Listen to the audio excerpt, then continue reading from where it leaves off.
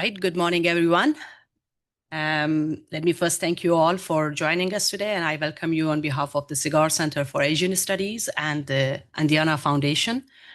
My name is Nilofer Sakhi. I'm an associate research professor at the Eliot School of George Washington University and president of Andiana Foundation, which is a public policy think tank focusing on peace and security. Well, today's event is jointly organized by Cigar Center for Asian Studies at Eliot School of International Affairs of George Washington University and Andiana Foundation. It's part of the series of our work on Afghanistan and its regional landscape, which we have started 2 years back. And today's conference is part of our Track 2 dialogues and number of conferences and events that we have been conducting from last 2 years.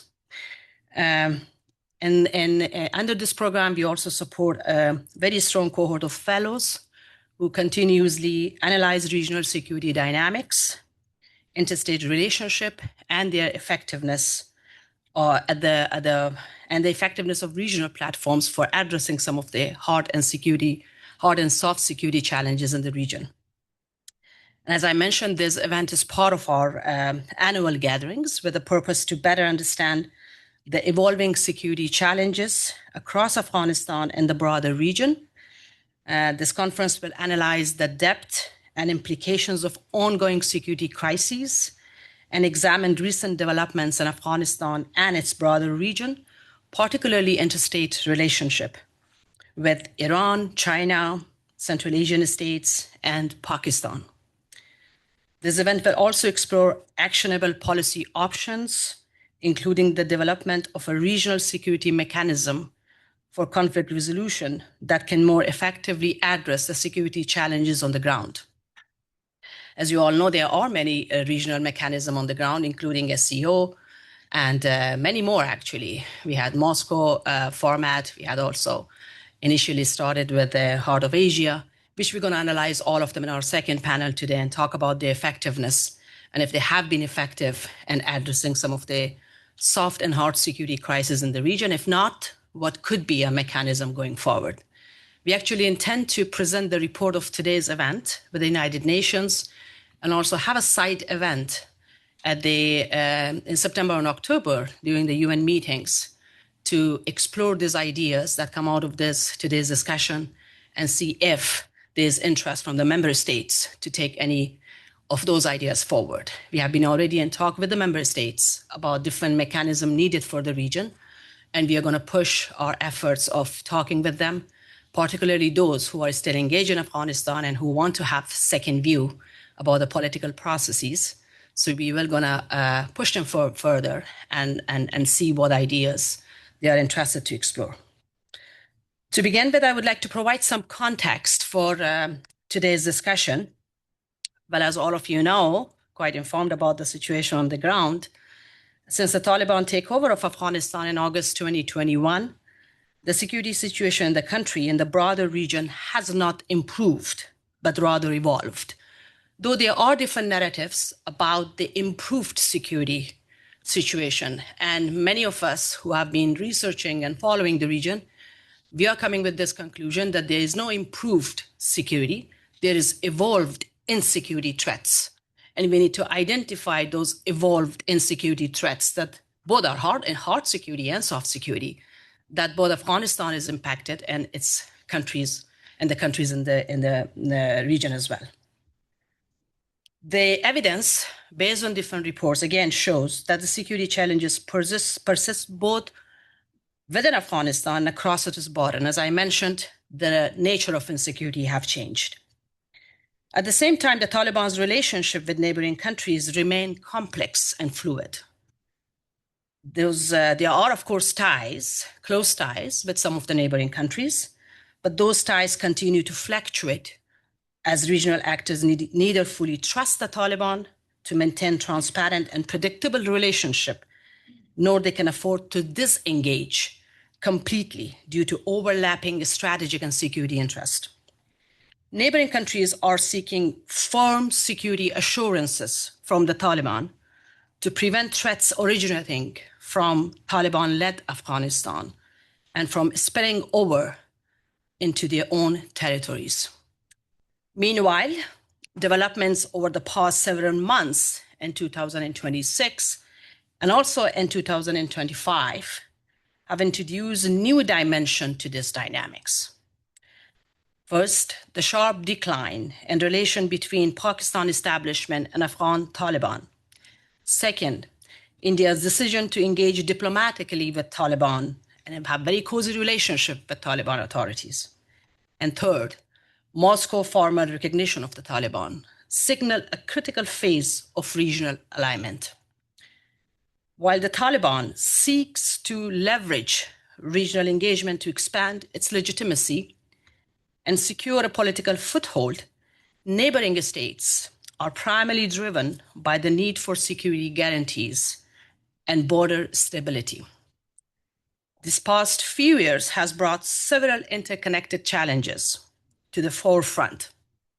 Among those, border security, transnational militancy, refugee flows, water dispute, narcotic trafficking, barriers to economic cooperation, and the most important thing, spread of extremism and radicalization have been the most forefront issues that not only Afghanistan is facing problem, but the neighboring states are also part of it. Given these challenges, an important question comes up. How can they be addressed through a collaborative and principled regional approach? I would say regional security approach. We use the term principled security, actually. Annie and I had a discussion about that. We are using the term comprehensive security sometimes because we believe that security is not only military intervention and mechanism to address those military interventions, but security is comprehensive in its nature. So Annie has been so kind enough to propose the term principled security, where we capture both soft and hard securities and what does it mean for the region and what mechanism should be there in order to address crisis for the principled security. Why we came with the term principled security? Because when we talk to people, stakeholders, both here in DC and outside, well, the issue that many of the countries in the region are bringing up is, well, there is some level of stability. So Taliban have brought stability. That's the narrative they're saying. But what does stability mean for Afghanistan? What does stability mean for the region? Or there is a stability. How we define stability. So we actually counter-argue with the term stability, that there is not a comprehensive stability. That's a short-term, temporary, reactionary kind of events that are not ensuring better stability for the long term. So equally important at this particular time, where there are complex terms roaming around, or when there's no interest even in Afghanistan so much, we try to define and also make member states and those who are involved in Afghanistan define what mechanism should look like, or what mechanism should be there in the region to address some of the security challenges. We are interested to define the structure and how a regional security mechanism would function, who leads it, who facilitates it, and who should participate. So all this technical issue regarding regional security mechanism, which is going to be the central discussion in our second panel today. We will engage with all these topics through very interactive panel discussion, and we encourage everyone to take part in the discussion when the panelists are done with their remarks. As we mentioned, we want to produce something concrete at the end of this participatory conference. So we appreciate your very active participation to propose some ideas and engage with the talks in order to create some concrete outcome. So we have two panels who will explore these topics with our very esteemed, informative, and knowledgeable panelists who have very high hands on the situation on the ground, and meanwhile, tremendous experience and knowledge about the content of the discussion. The first panel is moderated by Dr. Benjamin Hopkins, who is a Senior Associate Dean at Elliott School of International Affairs George Washington University, my very dear colleague. And the second panel is moderated by Ms. Annie Forzheimer, retired senior US diplomat, who has been always very helpful and pushing this cause of Afghanistan and its regional initiative forward. You can find their bios and the folders for more information. And I would like to stop there without talking further. I would like to invite Dr. Ben Hopkins and the panelists to their seats to start our first panel. Thank you, everyone.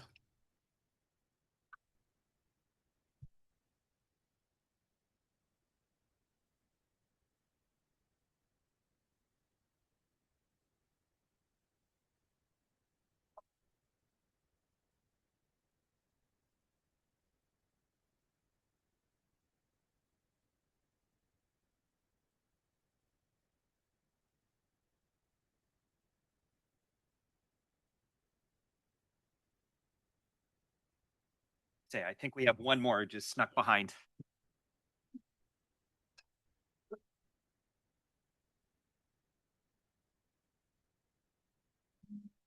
Good morning, everyone. It's a pleasure to see you this morning as the panelists get settled. I'd like to begin by thanking the sponsors for this morning's, today's conference, both the Andiana Foundation as well as the Seeger Center for Asian Studies, and in particular Nilüfer, who's been really instrumental here at the Elliott School of just keeping Afghanistan in the forefront of our minds, even when it's forgotten here in Washington, D.C.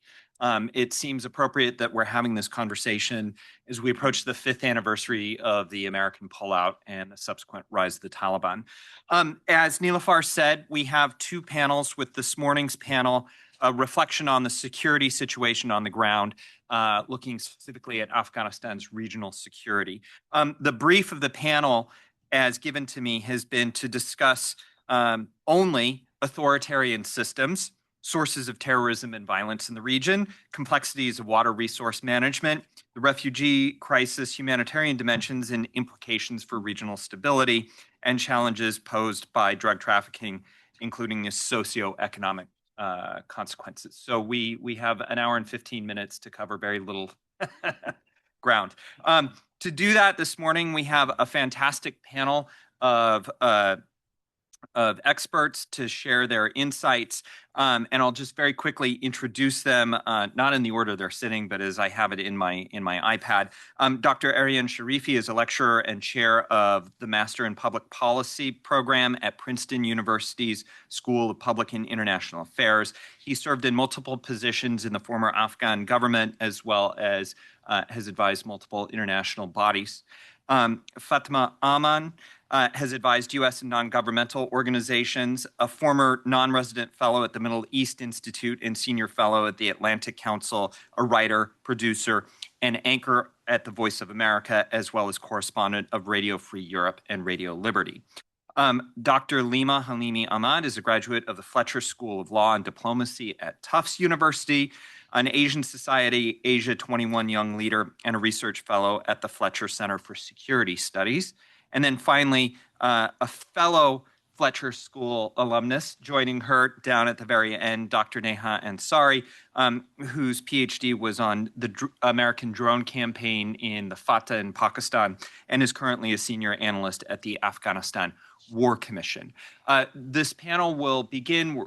I'm going to invite each of the panelists to make some opening remarks of 5 to 7 minutes or so, and then we will go ahead and open it for questions. I can use my position of the chair, but really, as Nilüfer said, we're really a great-sized group to have an interactive discussion. So I hope to keep quiet for the rest of the next hour and 15 minutes. So if we just maybe move from right to left. The floor is yours, Fatima. Okay, I'm the only non-doctor here, by the way. That's so I try to, first of all, thank you so much, Nilüfer, for including me in this very timely and important event. I really appreciate and the other foundation and Seagull. Now, this morning, I realized that I was longer than 5 to 7 minutes, so I tried to cut out some of this stuff. I hope I didn't miss more important stuff. Let me start with a simple argument that, Afghanistan, to know Afghanistan today, we need to begin with Iran. The reason is that, what happens inside Afghanistan is increasingly shaped by the pressure on the neighbors. So in this, I would focus more on Iran, and I will explain why. The conflict with the United States and is between Iran, United States, and Israel. It hasn't changed the military balance, but it has disrupted trade. It has unsettled the Strait of Hormuz, and it has shown that local crises can spill over across the borders and can become regional, even maybe a conflict between superpowers, as we can, eventually can expect now with China getting more active in that. And so this conflict draws Afghanistan into Iran's immediate strategic environment. And that brings me back to the main point. When we talk about Afghanistan today, we don't think of stabilization. We are more focused on containment. For Iran, Afghanistan is not a distant issue. It is tied to border stability, security, and economy. And this economy part is really important. I will explain now with the events going on around the Strait of Hormuz, and if the sanctions will continue, most probably, if the blockade would continue, that would eventually force Iran to seek, land routes through Afghanistan mainly, to adapt to the bad situation, economic situation that is facing right now. So Iran engages with the Taliban not because they trust the Taliban. They are trying to avoid something worse in their eastern borders. They have, and this attempt, under the pressure of war, it's getting much harder than before, and the balance is becoming more fragile. What we are seeing is a shift. Afghanistan is no longer just a neighbor. It has become Iran's internal vulnerabilities, basically part of that. So external pressure on Iran turns into internal strain, and strain spills back into Afghanistan. I will explain that briefly. That shows that, the points that I will discuss are somehow connected. Let's talk about the refugees. As all of you know, Iran is hosting one of the largest Afghan refugee and migrant population. Refugees are being, shifted from buffer to being seen as a liability. They are increasingly considered being danger to Iran's security, especially after 12-day war that started last year. Israeli attacks on Iran, which had devastating impact on the Afghan refugees. And that also creates a cycle.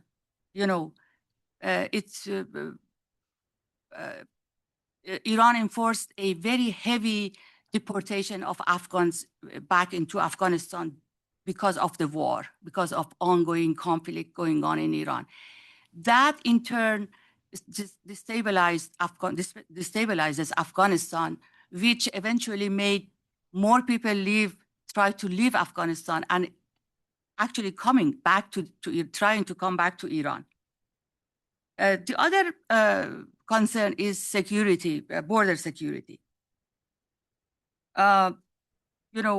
As I'm sure all of you know, one of the genuine fear that Iran has is the ISIS, Islamic State Khorasan, it's affiliate of ISIS. There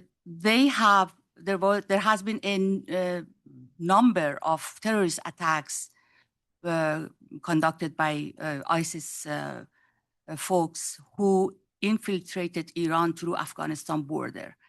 So there is a genuine fear of the insecurity of the borders, and which can, makes it's where the border becomes less of a boundary. It becomes a security corridor, basically. And the other point that is of concern to Iran at this point and is getting worse, absolutely worse, due to the war and ongoing conflict and violence in Iran, is the resources and the economy. Nilüfer mentioned water dispute. It's an old issue, old dispute between Iran and Afghanistan. In 2017, I wrote a issue brief for Atlantic Council. I went to Afghanistan. I interviewed a number of government officials and experts, and also combined it with what the Iranians think. And I tried back then, to propose some solution, but I mean, when it becomes a political issue inside both countries, and when the impact of climate change is getting worse, so there is no ear for any recommendation. So this disruption of the Strait of Hormuz right now, as I mentioned, is going to, and the naval blockade that is going on, and most probably is going to be continuing and be getting worse, that would have, if Iran is unable to use the water road, most probably they would switch to land roads, which is the most important one is obviously through Afghanistan. They would try to adapt the economy to the current very critical situation. So Afghanistan is becoming very relevant when it comes to Iran. It's not a full alternative, but it's a partial outlet, if you want. So this is double-edged at the same time. Now, the borders needs to be open for transit, to be used for Iran's good or for import, but that's a double-edged. At the same time, it would ease narcotics, smuggling, and other, and armed groups could also use the same corridor.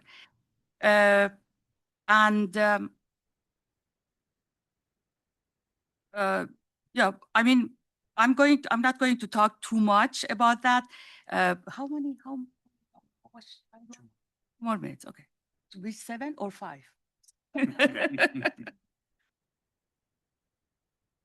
So these dynamics reinforce each other. You see, refugee flows strain security concerns tighten borders, pressure on borders and resources feeds back into both Iran's internal stress and Afghanistan's instability. So in this context, Afghanistan is not on the sideline. It becomes at the same time a buffer, a vulnerability, and a multiplier of pressure. So I would end it here and hope that my friends will have more time. And also maybe in the Q&A, we will get the chance to discuss other stuff. Thank you. Thank you, Fatima. I'm sure we will have lots of questions about that. Dr. Sharifi, the floor is yours. Excellent. Thank you. Let me also thank the organizers for giving us this opportunity to be here a few moments today and talk. I also would like to run a small commercial about affiliation, 3 points.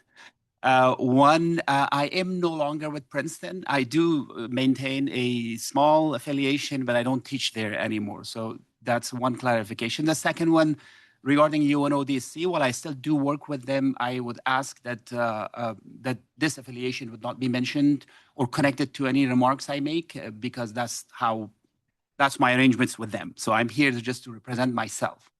And then the third point is I am also a very proud alumnus of Fletcher, as I actually did my PhD there. So it seems that the Fletcher mafia is kind of dominating here this morning. With that, let me pick up on something that Dr. Sakhi mentioned in the introductory remarks, and just share a few thoughts based on the current research I do on the ground in Afghanistan, in Iran, and Central Asia. That's basically what I do currently in terms of my geographical focus of research. And that is that the security threats have not diminished there, but they have evolved in that region, specifically the threats that emanate from Afghanistan. Now, let me tell you how it's evolved. Now, before the Taliban came to power, when we were in the government, I served in the National Security Council for many years. We had developed this very nice analytical framework for studying and making sense of the terrorist groups that operated in the countries. And we had this count of sometime between 20 to 22 terrorist groups operating in Afghanistan at the time. And we divided them into these four nice categories. Now, the first category, of course, was the Afghan terrorist groups, which was basically the Taliban, divided into the Haqqani network and also the Quetta Shura, as we called. And then they had these military commissions, the Peshawar Military Commission, the Miran Shah Military Commission, and what we called the Gird Jangal Military Commission. So the Taliban, as a whole, was the first category of terrorist groups, Afghan terrorist groups. The second category, what we called, were the Pakistani terrorist groups, and there were roughly about 12 to 14 of them, everything from the TTP to Sepah-e-Sahaba to Jaish-e-Mohammed to Mujahideen al-Badr to Lashkar-e-Tayyiba, all of them. So about 14 Pakistani terrorist groups in the second category. The third category, we call them regional terrorist groups, and there were mainly four of them, regionally oriented. First one was East Turkestan Islamist Movement, or ETIM. These are the Chinese Uyghur community. The second was IMU, or Islamic Movement of Uzbekistan, of course, Uzbeks. Then we had Ansarullah of Tajikistan, and then we had Jundullah of Iran. They were the Baluch of Iran. Is now turned into what they call Jaish al-Adl. So the third category was the regional. And then finally, the fourth category, we had three main groups in there. We had Al-Qaeda, of course, and we had Al-Qaeda in the Indian subcontinent.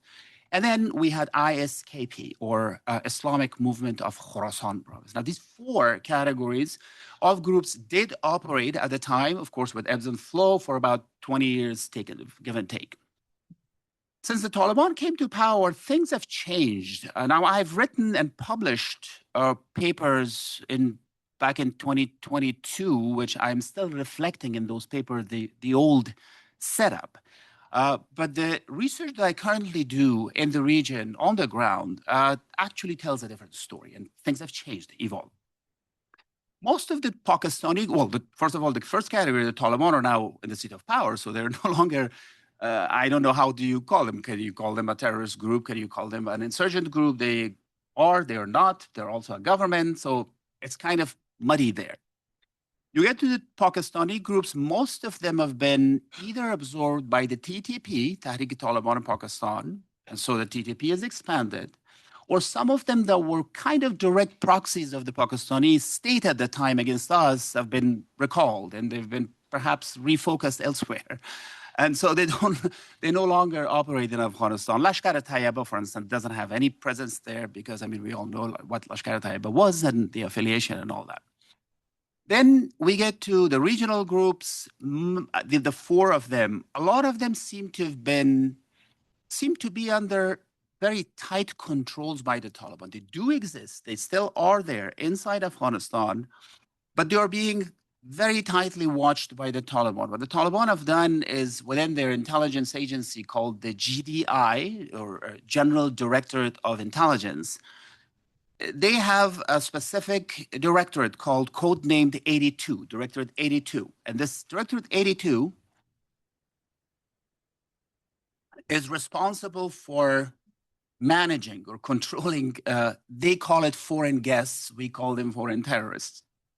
So they are there, but over the past 4.5 years, really, I don't have any indication of either the IMU or the ETIM or Ansar Allah really having conducted any meaningful attack. Now, there were some skirmishes across the Afghan-Tajik border a few months ago. Initially, it was thought that it was Ansar Allah, but I was told by the Tajik authorities that it was actually ISKP, or ISIS, and not Ansar Allah.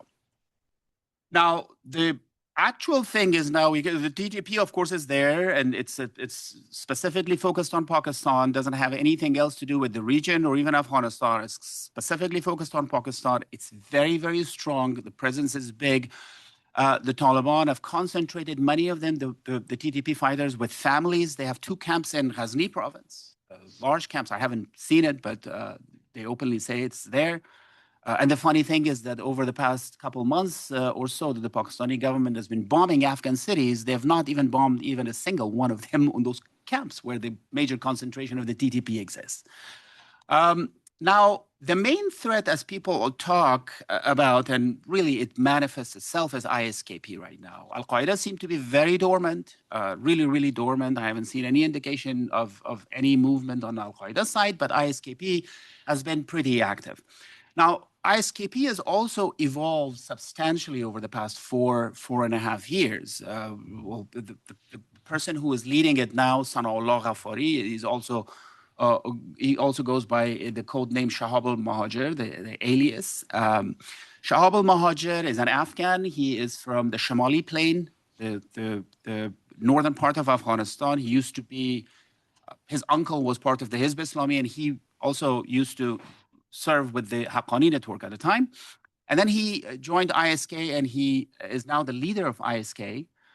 Young guy, highly educated. He has a master's degree in economics. And he has, over the past 4 years, he has completely evolved ISKP.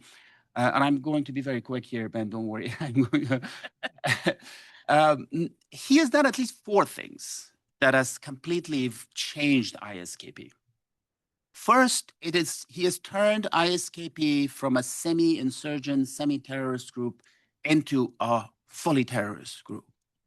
And in doing so, he has basically given the territory that ISKP historically, since 2015, controlled in Afghanistan. Like, we did everything we could, and we couldn't clear certain regions like Kot, Nazian, and Achin in the eastern part of Afghanistan, and some spots in the north. We couldn't really clear it of ISK. Now ISK has basically let that territory go. Now ISKP does not hold any territory in Afghanistan, so fully shifted into a terrorist mood. The second thing, and related to that, is that he has changed the structure from a vertical structure into a complete cell-based structure. Cells of between 4 to 6 individuals operate across the country. They have presence there, but they're not linked to each other. And so when the Taliban capture one cell, it doesn't affect others. So a cell-based structure. Third, he has expanded over the past 4 years the targeting region from Afghanistan into the region and beyond. You also may have heard that it was ISKP that actually conducted the operation in Moscow 2 years ago, the Crocus incident. It was also ISKP who actually did the double suicide bombing in Kerman in Iran, Kermanshah in Iran. At least that I know from European colleagues that over the past 3 years, at least 12 ISKP cells have been apprehended across Europe, and all the way, everything from Madrid to France, to the Czech Republic, and even to Great Britain. So the third thing is that he has expanded, he's widened the targeting region. And then the fourth one that enables him to do all of this is that he has really substantially increased the receipt of funding from IS proper. Now, ISIS proper, as you all know, is now operating out of Mogadishu. And in Mogadishu, they operate out of 2 main offices, and financially, well, what they call the Al-Qarrar office, which is basically responsible for global collection of revenues, and then you have the Al Siddiq office that is responsible for transferring the revenue. And so ISKP in Afghanistan right now, Pakistan and Afghanistan, seems to be one of the two provinces out of the 11 initially that operated with IS, and it is receiving the majority of funding from IS proper. So that seemed to be still persisting, the threat not only inside Afghanistan, but also across the region. I'm going to stop here. I know I spoke everywhere, but I just wanted to follow on, a little bit on what Dr. Sakhi mentioned in terms of the evolution of the threat, regional threat, from what it was when we were there in the government and now what the Taliban are. And I'd be happy to talk further in the Q&A. Thank you. Thank you, Dr. Sharifi. I think it's very nice how we're touching on different elements of the contemporary issues for Afghanistan now. So we'll continue with the Fletcher Mafia. I would point out we're still at the Elliott School, though, and we're talking about this at the Elliott School, not at Fletcher. And turn the floor over to Dr. Lima Halimi Halil. Thank you so much, Dr. Hopkins, and thank you, Fatima John and Dr. Aryan. I started what Dr. Sharifi started, but I kind of moved from there and focused more on humans within those borders of security dimension that we will be discussing all day today. For me, Fatima really mentioned the current crisis of the region, what really is happening in bits.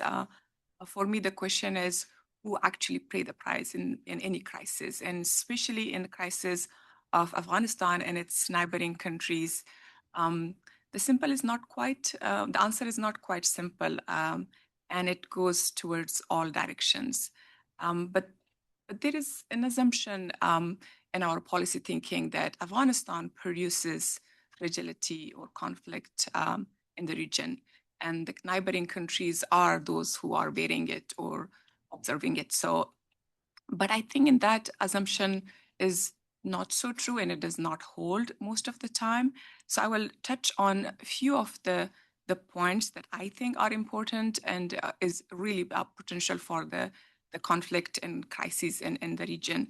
And for me, the important point is whatever we will be discussing today, it really is the families, the communities that are paying the prices on any part of the borders, either if it's in Afghanistan, Iran, or Pakistan, or any other regional countries. The first point that I would like to discuss, which Fatima has really touched upon, the displacement crises in the region. So in Afghanistan, since I think late 2023, more than 5.5 million refugees have been forcefully returned from Pakistan and Iran. And many of these Afghans have been born outside Afghanistan. They have never lived in the country. And now they are returned forcefully to a place where a governance system of the Taliban neither can feed them, neither can protect them or provide them employment. And many of these families include women and children who are not protected in the system. And that brutal system of the first time of Taliban was the reason they left the country. So I think only in 2025, 3 million Afghans were forcefully returned. Even today, on a daily basis, 700 to 800 families cross borders. And that, I think, creates a loop of instability, not only in Afghanistan, but also in the region, because the Taliban or even the Afghanistan right now system cannot have any system for receiving these refugees that have no base in Afghanistan, no system to receive them, to provide them housing, food, or services. So these refugees come back and they are in this already fragile system and they overwhelm the system, and that produces another wave of instability and another wave of migration to the neighboring countries. The second point is, I think, food insecurity, which we really are talking about. Dr. Sakhi talked about the containment of the Afghanistan conflict is or I think Fatima John, you mentioned, is right now the priority, but we cannot contain any crisis within a border when 17 plus million people are food insecure today.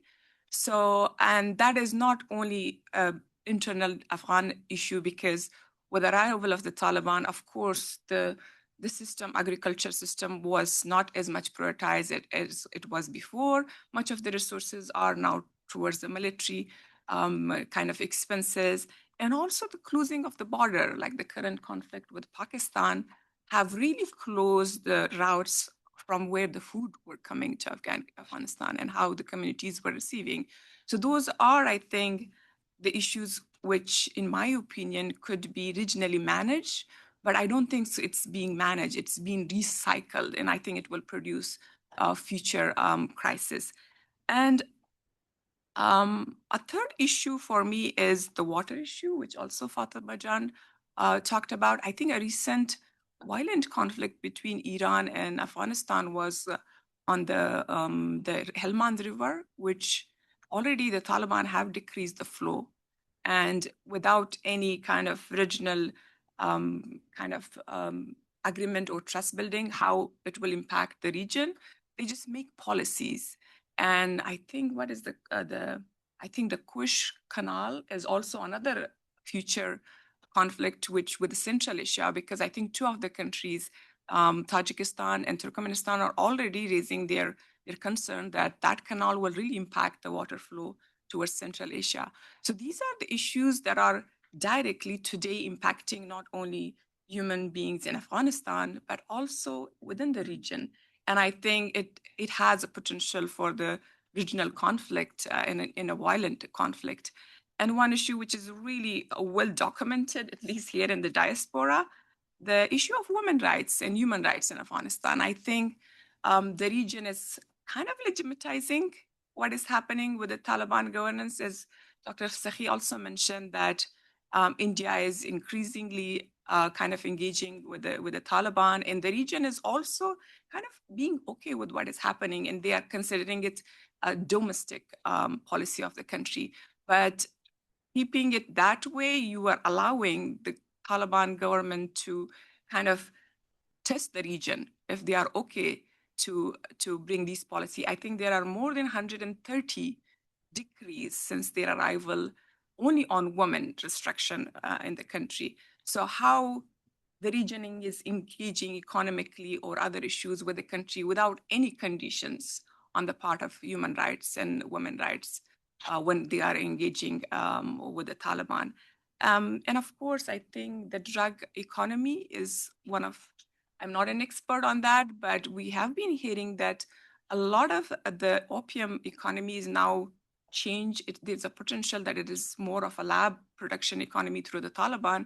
In rural Afghanistan, where I come from, Helmand and Kandahar, this is one of the only source that the families are relying on, because, and it is also not only a domestic issue, because the production happens in Afghanistan, but the transit and other thing in Pakistan, Iran, all these countries are involved. So the system is a regional system, but we are only talking about Afghanistan. And I think if we are looking for a system, regional system that will to be answer to these kind of issues, we really need an inclusive kind of framework which will not ignore the fact that the region is responsible to find a way for managing these crises, but also keep the Taliban government accountable for what they are doing to their people. So something to think about it. So just to end, I just would like to mention that I think the crisis in Afghanistan or in the region has not started at the border, and it will not end at the border. I think we are living in a world where human-centric approaches are more important to apply rather than only governance and state level. So I will also end here, and I will be looking forward to further discussion. Excellent. Thank you. We'll go ahead and then finish the panel with Dr. Ansari. Thank you so much. Thank you first of all to Dr. Sakhi and her team for organizing this, and to Dr. Hopkins and my fellow panelists. It's a pleasure to share this panel with you. I would also like to start with the disclaimer that my views here do not reflect the views of the Afghanistan War Commission or the US government. I am here expressing my views based on my personal research and personal opinion. And because I focus on Pakistan, that's where the focus of my remarks will be. It'll be focusing on the Afghanistan-Pakistan bilateral relations. So I will begin with the current situation, the current crisis, and then talk about how did we get here, and then talk about the implications for Afghanistan and the region. So first, we know that Pakistan declared open war, as it called it, in February 2026, when Pakistan conducted airstrikes in several of the Afghan provinces. And there were casualties. The UN puts it at almost tens of casualties. And of course, we saw diplomatic and open spat between the two countries on where the locations of the airstrikes was and the damage on the ground. The amount of disinformation I've seen on social media due to this war has also been quite alarming, and that's another dynamic we'll talk about in the regional implications of the environment that these wars and crises are happening. And then we saw a horrific attack on a drug rehabilitation center with the Afghan authorities say that the death toll was 400. Of course, Pakistan differs. But the idea is that, echoing what Dr. Halima Khalil said, that it is people on the ground who are really suffering from all the interstate conflict. But how? And then we saw a hurried engagement with Qatar, with Saudi Arabia, and Turkey. So we see that all these big regional powers have interest in this bilateral relations, and they cobbled up a truce, they cobbled up a failed fragile ceasefire. Border skirmishes still continue, but right now, of course, then there's another war that's happening with Iran, so things they're preoccupied right now. But how did they get here? It is very interesting because after the collapse of Kabul and Taliban takeover in August 2021, there was an initial optimism in Pakistan. There's the then Prime Minister Imran Khan's infamous words of when the Taliban took over that Afghanistan has broken the shackles of slavery. That optimism, according to my reading, is only lasted until Imran Khan's government was overthrown. And we saw a shift in power in the Pakistani military establishment. And as a result, more correlation, not causation. However, we also saw a shift in Afghan policy. And with that, we started seeing border fencing. Pakistanis actively started fencing, trying to fence the border. And that, of course, invokes the Durand Line issue. As you know, it is established international boundary, but Afghanistan has not recognized that officially. And as a result of that fencing, skirmishes continued, and also we saw a rise in TTP attacks in Pakistan after the Taliban took over. And Dr. Sharifi outlined very well the TTP presence in Afghanistan. And there are a lot of reasons for that. But the idea is that because of this rise, the statistics are that in 2020, the attacks were almost 14 attacks a month in Pakistan, TTP-led attacks in Pakistan. And in 2022, they rose to 45. So we saw a tripling of number of attacks, even though casualties were down, but the number of attacks has significantly risen.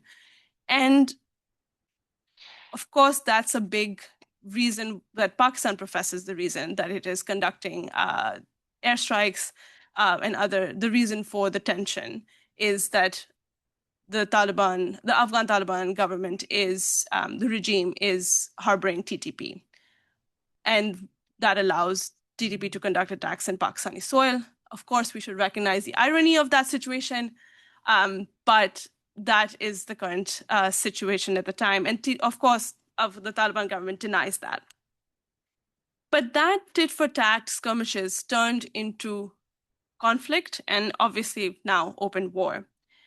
And with that change in policy, with border skirmishes and the TTP attacks rising, in October 2023, the Pakistani military establishment and government decided to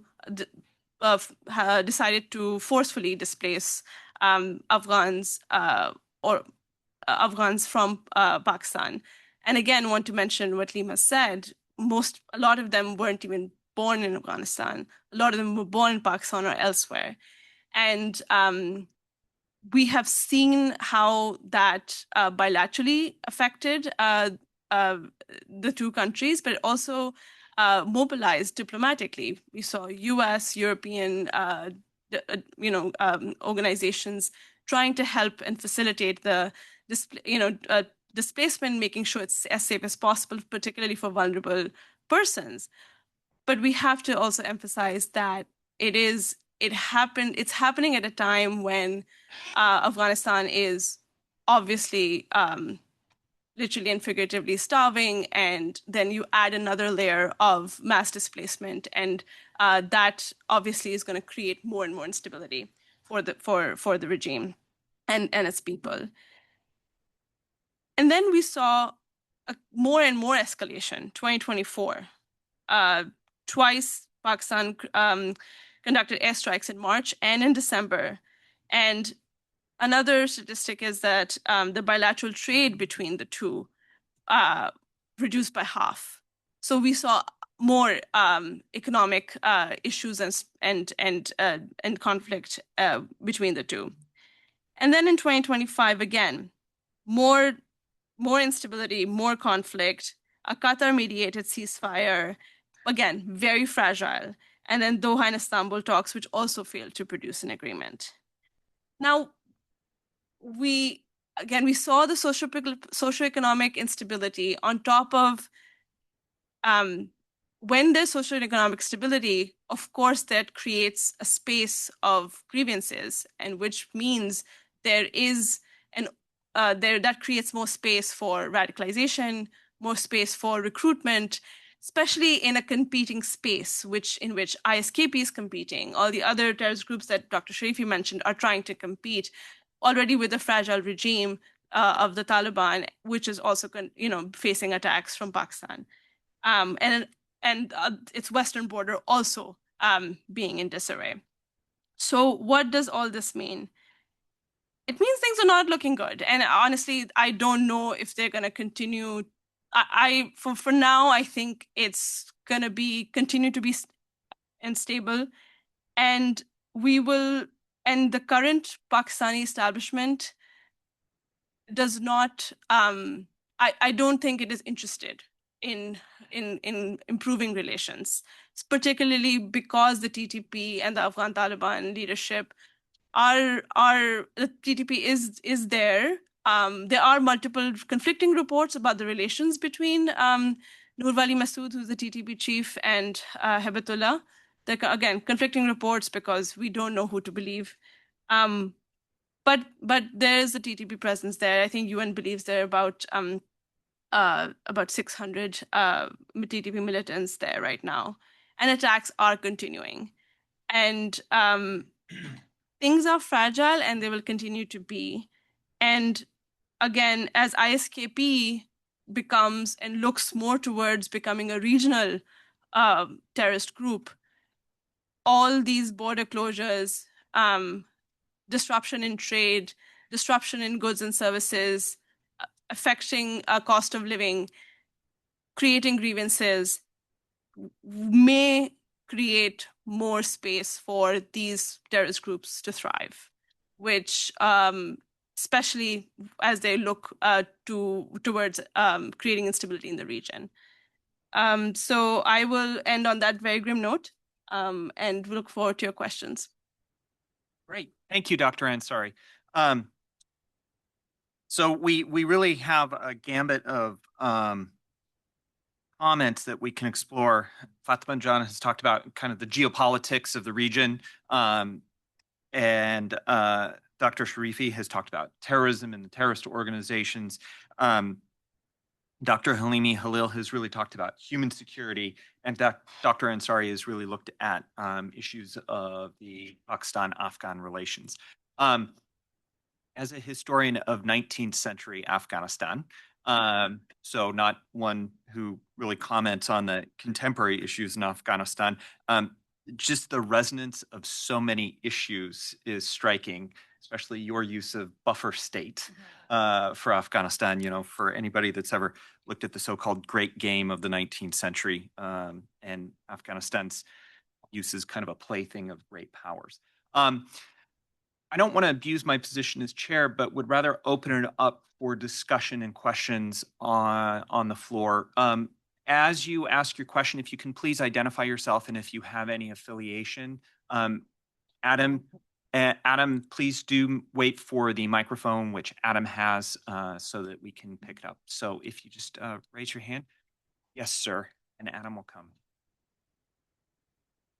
Yes, hello. My name is Prab. I do real estate development work. My question is towards, I guess, Dr. Nehanzari. Zia-ul Haq, when he was the leader, when the Soviets obviously tried to, get into Afghanistan, was a problem. He was a very pious Islamist guy, and he actually spread the culture of Islamism before Ayub Khan or even Yahya Khan came in. So, what do you think did Zia-ul Haq do to encourage jihadism in Afghanistan? Because I really feel that he was the one who actually did accept US. Because when you look at what had happened in Pakistan, what Zia-ul Haq did, I think he was the one. What is your perspective on that? So, thank you for your question. So there are two aspects of it. So my research shows that actually Pakistan has used militant groups or militias to conduct its foreign policy goals since 48. So I don't think we can start the clock at Zia. He definitely he gave it a more Islamic color, but since 48, Pakistan used terrorist groups. Okay, they weren't terrorist groups. Sorry, excuse me. They were militias, and they used them against India in the War of 48 with it and onwards. And that's been a quiet part loud about their foreign policy conduct, because to match the asymmetry that they have with India. And so, what happened in after with Zia is that I understand putting this, not the blame, but the variable of Zia and his Islamization as the key variable here. But it's also US interest and presence. The United States did give a lot of money, power, space to Pakistan to really do things without question in the region. And that there was a big geopolitical aspect of why Islamization was used. Of course, there was, Saudi Arabia giving its blessing to do that because after 79 and the Iranian Revolution. So there was a lot of geopolitics at play. And obviously, Islamization was used as a rallying cry, as it always is. And that is true that the amount of resources and space that the Pakistani establishment was given at the time, that really lionized the intelligence agencies in Pakistan. And that then created, I think then the region has not been the same since then. That is true. So I would just want to contextualize that it's not just that. I hope I've answered your question. They did not give the US soldiers did not give Quran, so they didn't talk about Islam much. Zia did. Oh, sure, of course. That US should not give Islam. No, I understand that. Yes. We have a question up here.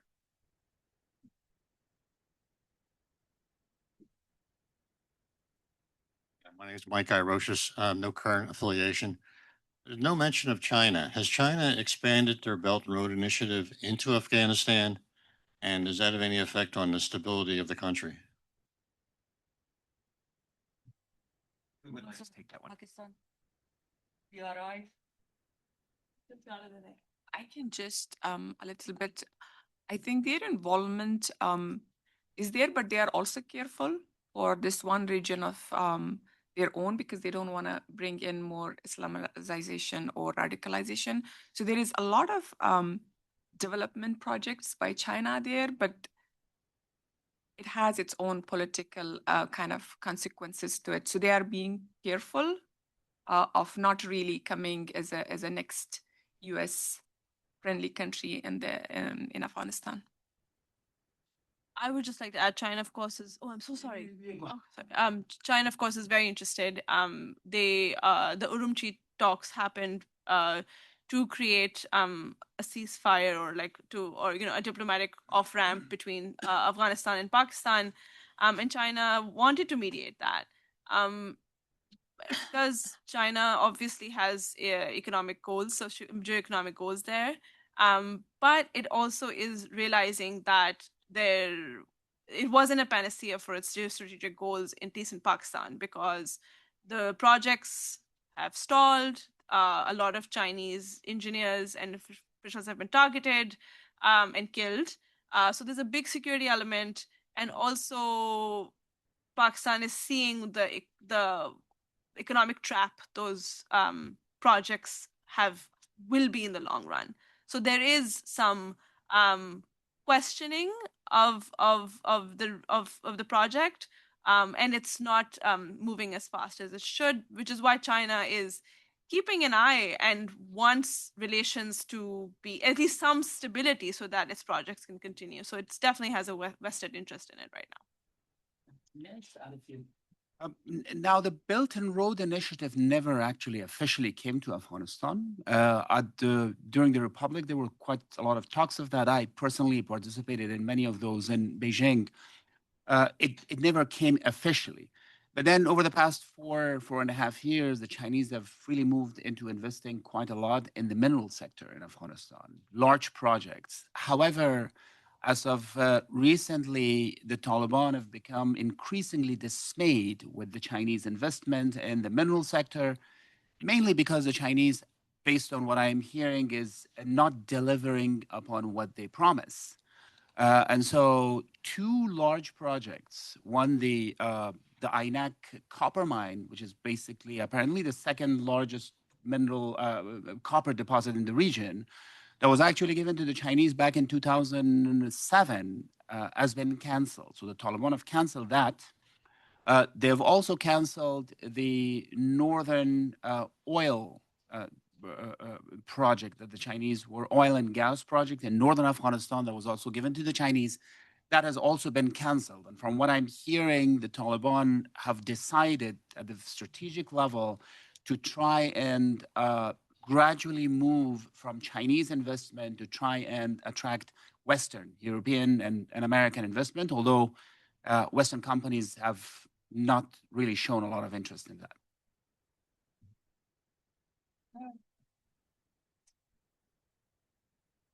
I believe there was a question up here, ma'am. Thank you. My name is Fariba Parsa. I'm the founder and president for a nonprofit organization. We connect with women in Iran and Afghanistan and empower them in leadership skill. My question is, I'm originally from Iran. My question is to Dr. Sharifi about IRGC or Islamic Republic's proxies, terrorist proxies in Afghanistan. Some months ago, several thousand of Fatimian group came to Iran because the IRGC had lacked the personnel for people's uprising. So these Fatimian were people who actually shoot against people and demonstration. One of my question is, how many terrorist organizations, proxies that for in Afghanistan, some work in they work for IRGC. They have trained, they have paid, they have get weapon. And how is there this IRGC's proxies in Afghanistan? How the relationship with Taliban? Thank you.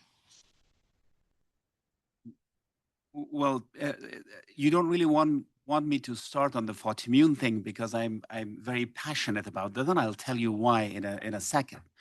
But generally, the IRGC's relationship with the Taliban goes back to, I would say, 2012, 13, when they started that relationship. This is several years before the fall.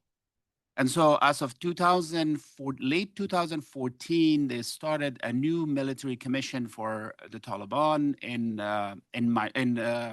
Zahedan, specifically in Birjand.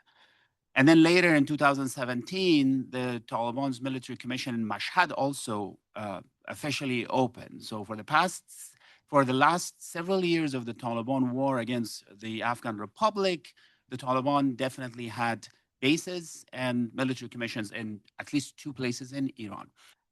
Some reports suggest that parts of those relationships do still continue, especially with the ring that is connected to Hibatullah himself in Kandahar. Now, I don't have any official documents to support that, but that's basically the talk.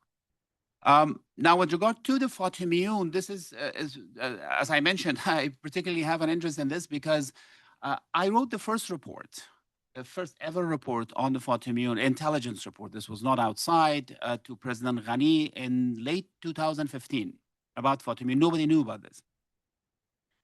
And he then instructed me to keep this in regular eyesight and give him reports every 3 months. So between late 2015 and late 2018, every 3 to 4 months, I produced a comprehensive report on the status of the Fatimiyun and gave it to Mr. Atmar, who was my boss, direct boss. He was the national security advisor, and a copy to President Ghani directly. The Fatimiyun evolved substantially at the time. The information, intel used to come to us from, of course, our intelligence sources inside Iran, in the region, but also from our diplomatic community in Iran, and also a lot of intelligence inside the country. I mean, we really went into really granular tactical level analysis, i.e., I knew the recruiters in Kabul, I knew the recruiters in Herat, I knew the recruiters in Bamiyan and Ghazni, I knew the routes, I knew the front companies that transported fighters from inside Afghanistan, because they initially, IRGC recruited Afghans from inside Afghan refugees in Iran, and it was later that they actually expanded recruitment into Afghanistan. So overall, the estimates was that over 50,000, not at one point, but over 50,000 fighters had, in a revolving way, fought. These are Afghans who fought in Syria, in Iraq, later in Yemen. They actually continue to have a contingent in Yemen now. From what I know, before Syria collapsed, the Assad regime collapsed, about 1,200 Fatimiyun were shifted from Syria into Baghdad, somewhere in Baghdad. Now, I don't know what happened to them. I haven't been able to follow that. So the Fatimiyun was and continued to be a major thing. By the way, despite all of the reports that I gave to President Ghani, nobody did anything. And so eventually in late 2018, I really got angry about this and I went public. It got really ugly. Even the Iranian ambassador called me several times, and even President Ghani told me to shut it. And this is not something that is important, so I didn't follow that. But that still is there, and I'm hearing that in light of the current war, they've been mobilized more inside Iran, and they've been, doing some of the stuff that you're saying. Something. What she meant, basically, she was talking about the January uprising in Iran and the massive crackdown on the protesters and demonstrators. There was a rumor that those people who shot, protesters could not have been Iranian. They were from Fatimiyun they blame it on Afghans, Hashd Shabi from Iraq entering Iran. So it was kind of, maybe there were some activists or some elements from these groups, but they were Iranians shooting at their own country folks. And the other thing about the Fatimiyun, Khamenei accepted when they asked him about how on earth you would send people, Afghan Zainabiyuns from Pakistan and Fatimiyuns from Afghanistan to Syria to fight for Assad's regime. He said, if we don't deliver, if we don't deploy people in Syria, we would have to fight them in Mashhad. We would have to fight them in Tehran, basically preventing the terrorists or the foreign enemies to attack us. That's why we have to act before they do. That was the justification. But it's, I mean, there was also the rumor, and they misused it by blaming Afghan refugees for cracking down on Iranians, which was really, I felt that was one of the worst things that they could have done to just increase the resentment toward refugees, Afghan, helpless refugees in Iran. That was what the Iranian government did. Yeah. The relationship between Fatimiyun and the government of Afghanistan right now, is it because Fatimiyun, I think, Shia Muslim and Taliban or Sunni? Is it any concentration, or they are not part of the government? To my knowledge, there's no connection there at all. Because as you said, I mean, the Taliban are ultra Sunni, and of course the Fatimiyun are all Shia, all of them. And so, and then historically also the Fatimiyun have not really had much of an official presence in Afghanistan, because they were recruited there. They were given a 6-week training course, tactical, inside Iran, and then they were deployed to Syria. And so just to fight. And the fight was 3 months revolving, and they would come back to Iran, most of them. Some of them would return to Afghanistan, but then inside Afghanistan, they were demobilized. They were not there as a standing army or as such. A couple times there were some gestures by the Fatimiyun that they would take up arms inside Afghanistan to defend the Shias' rights against ISK. But that hasn't really happened. Now, inside Iran, I do hear, I completely agree with your view that it's predominantly the Iranian government and it's Iranian nationals who are actually brutalizing or brutalized the protesters. But I also do hear that elements of the Fatimiyun, even currently, are actually deployed in checkpoints across highways and across cities. Why? Because in light of the fact that the Israelis have been specifically then targeting checkpoints inside Iran, especially along highways. And so what I'm hearing is that many of them have been replaced by Fatimiyun and not by IRGC fighters in general.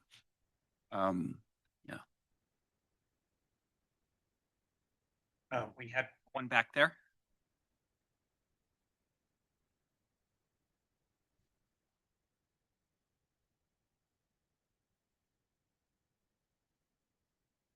At the front. Yeah. Hi, my name is Thor Moy. I'm an incoming master's student with the School of with the Security Policy Studies program. My question is, how has Afghanistan's growing split with the Pakistani government impacted their relations with India, given India and Pakistan's historical rivalry? Thank you.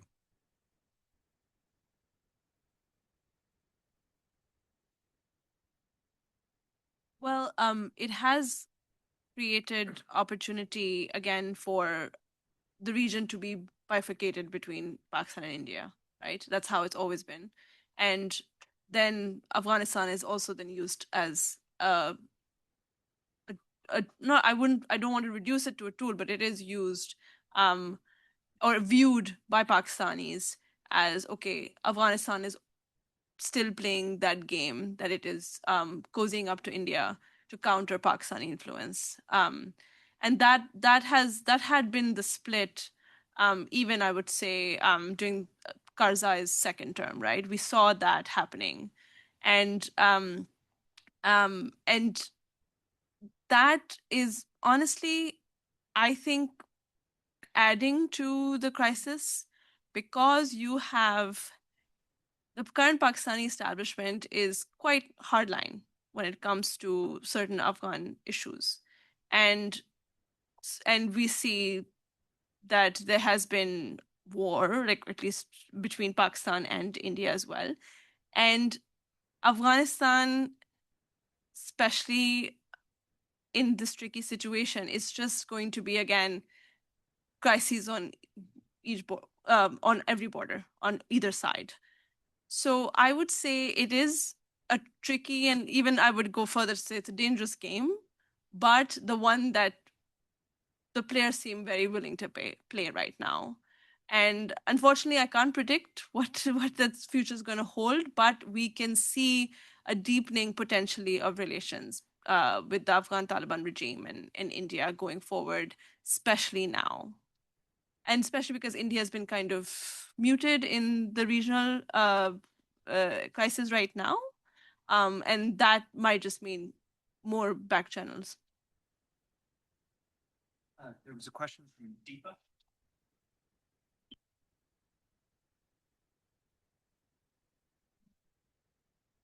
Deepa Olapalli. I teach on South Asia at the Elliott School. There's been a little bit of touching on what I'm going to ask, but I wanted to go a little bit more deeply into the surprising deterioration in relations between Afghanistan and Pakistan, because when Taliban came back, we thought it would probably go back to the original state where Pakistan was really one of the only sponsors, supporters, and Taliban is still isolated, and yet we don't see the same outcome. So my question is, can you say a little bit more about the domestic factors that are leading Pakistan to be not as interested in a peace with Afghanistan? I mean, is it a question of Afghan nationalism that's coming in the way? You mentioned the Durand Line, but a little bit more the Imran Khan group versus the military and so on. If you could shed a little more light, thank you. So I'll try to be brief. But basically, there seems to have been a disagreement between within the Pakistani establishment and Pakistani political elite as well about how to handle a Taliban government in Afghanistan. And my personal research also shows that Pakistan did not want a Taliban-dominated government in Afghanistan. It did want a diluted government in Afghanistan and diluted coalition. Because for Pakistan's interests, obviously it's more pliable, it's weaker, etc. And again, there's a lot of baggage between the Taliban and Pakistan. We know the case of Mullah Baradar, how he was treated in Pakistan. And we can scale that to potentially a lot of other leaders and Taliban members having been treated that way in Pakistan. So because of that baggage, we had been seeing the Taliban slowly and surely trying to disassociate itself with Pakistan. And because of that, it had been reaching out to Qatar, to other places, trying to distance itself because it wanted to be recognized as a political entity of its own, not as to be under Pakistan's wing. And so this is not this has been brewing for a while. However, the openness, the brazenness of the attacks and the brazenness of the breakdown in relations is you're absolutely right. That was a surprise, even to South Asia watchers. And my sense is it is because a lot of, like, Imran Khan and some of the people he was close to in the Pakistani military establishment, they're not in power anymore. They're incarcerated. Right? Imran Khan's incarcerated. General Faiz, who's the former ISI chief, very close to the Taliban. We saw an infamous, again, picture of him in Serena Hotel having tea when Taliban when Kabul collapsed. He's also incarcerated.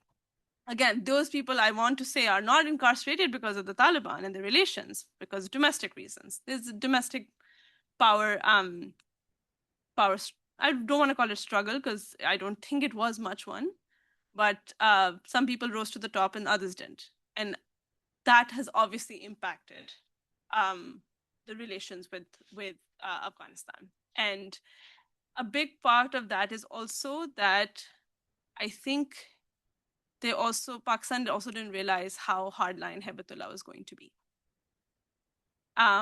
Because Pakistan wanted Sirajuddin Haqqani to be more in charge. I mean, he's interior minister, but they wanted the more, the socially open faction of the Taliban to come to the top. And that is not what happened. And that means that the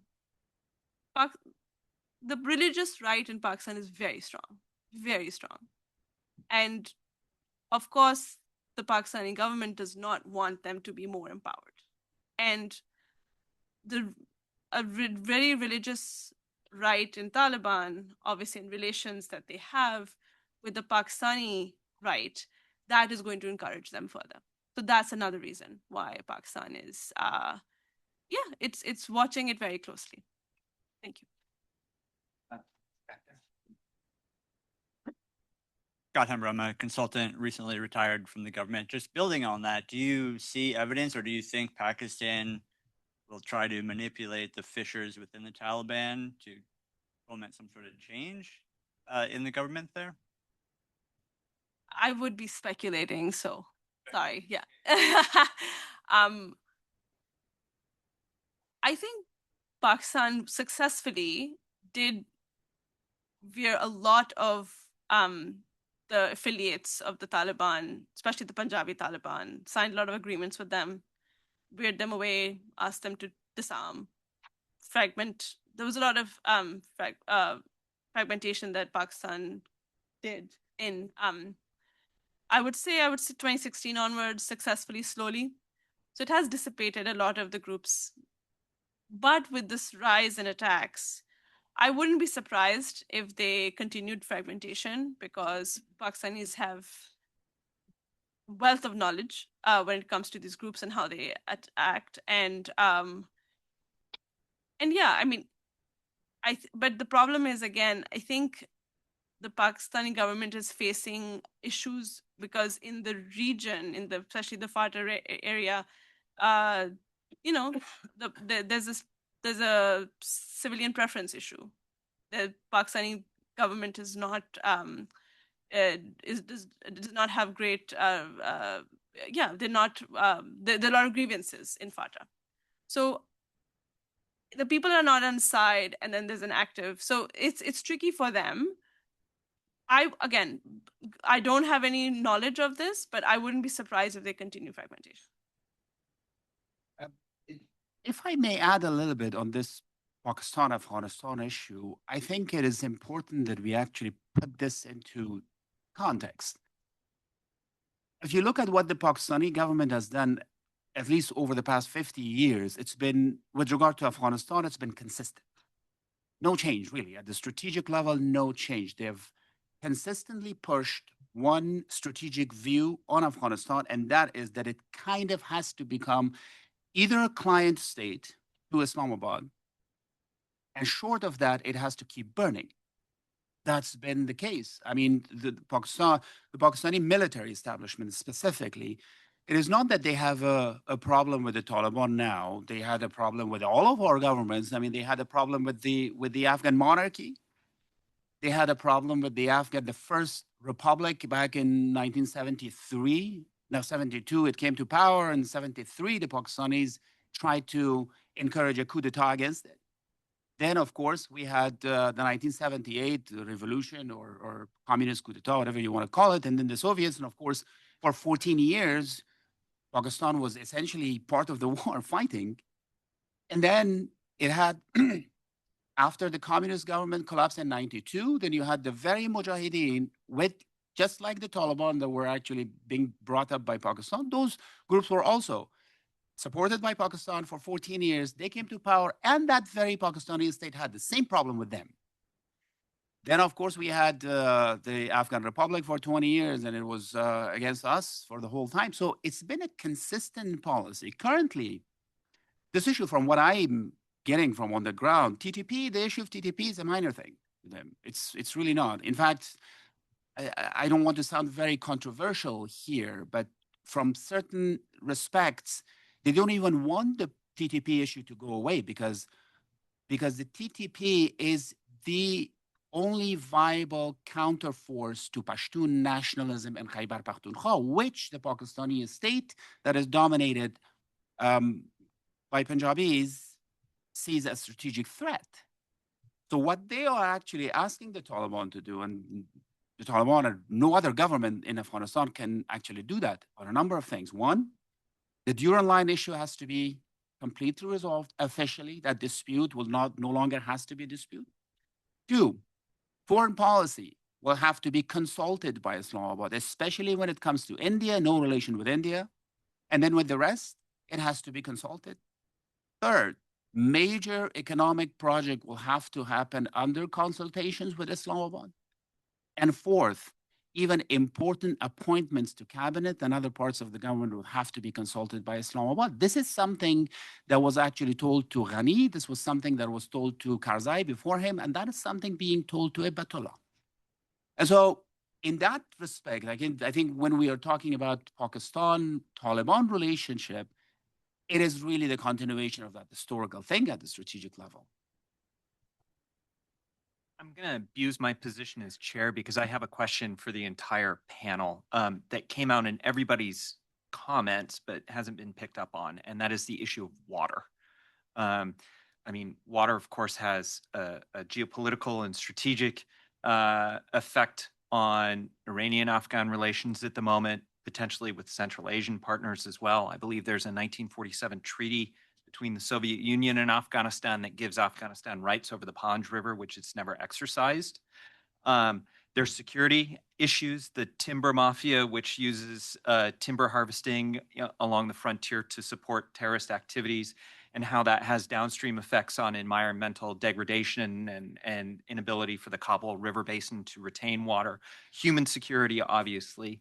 And just the broader politics that we're talking about. I mean, if you look at the Kabul River Basin and the potential for damming, which would affect Pakistan adversely, I think there's a lot of issues there. And I just want to bring it out because almost every single one of you in passing mentioned water. It was also in the write-up for this panel, and I just want to invite the panelists to expand any reflections you might have on this issue of water, which I think is only going to become more and more important as we move forward into the 21st century. All right. I could start, yeah. I mean, the issue of water, Afghans call it Helmand, Iranian calls Hirmand, the river. As I mentioned, the water originates in Afghanistan and feeds several provinces and enters Iran.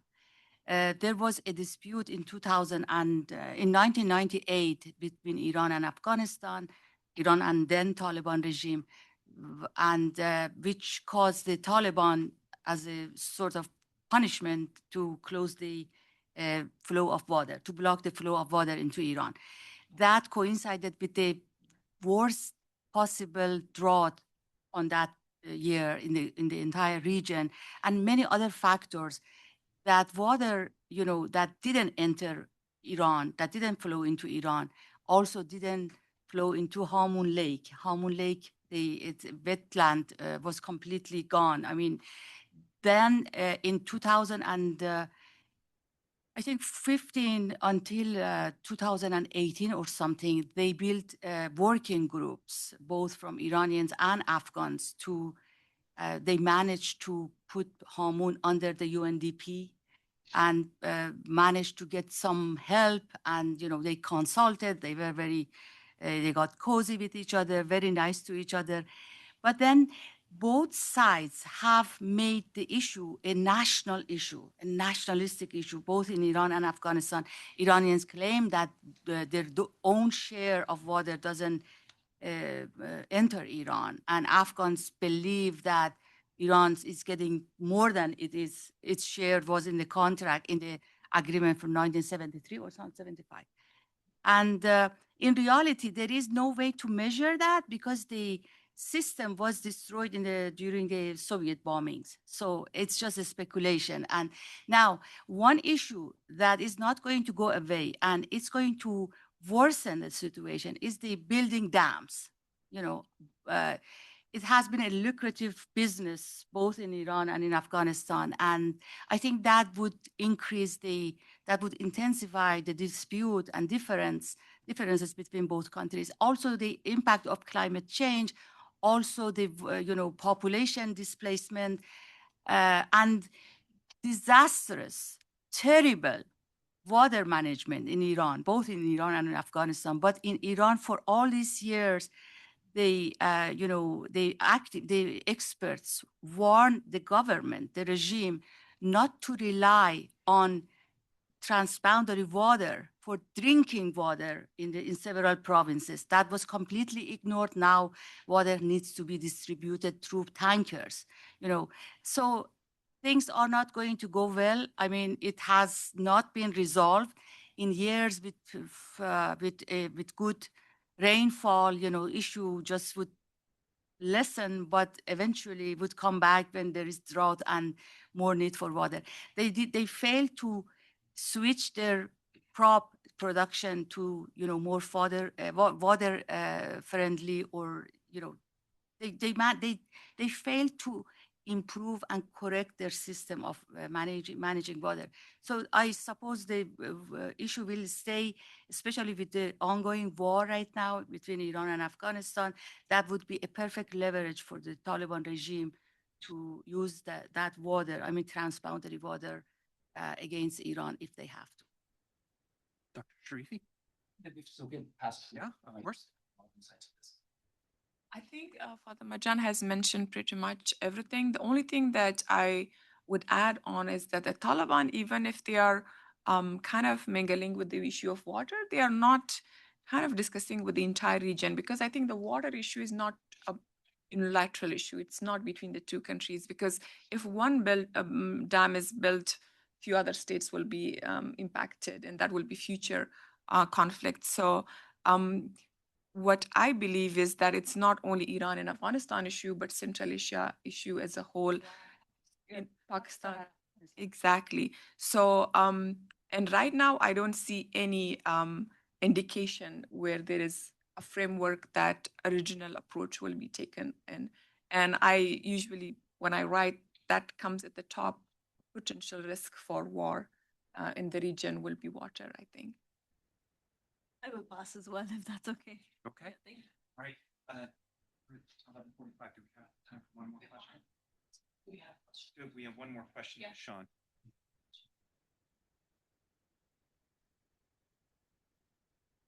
Sean Roberts, Assistant Dean for Undergraduate Studies here at the Elliott School. And I came in late, so I don't know if this was addressed, but I was wondering if there's any relationship between the Taliban and the new Syrian government. And in particular, I study Uyghurs, and I know a lot of the Uyghur fighters in Syria appear to be going back and forth between Afghanistan and Syria. I was just talking to somebody who was in Syria and interviewed people, and they said that a lot of them go back and forth. So, and Julani in Syria is he owes a lot to the fighting groups that worked with him, a lot of which came from Afghanistan, in particular Central Asians, Uzbeks, and Uyghurs.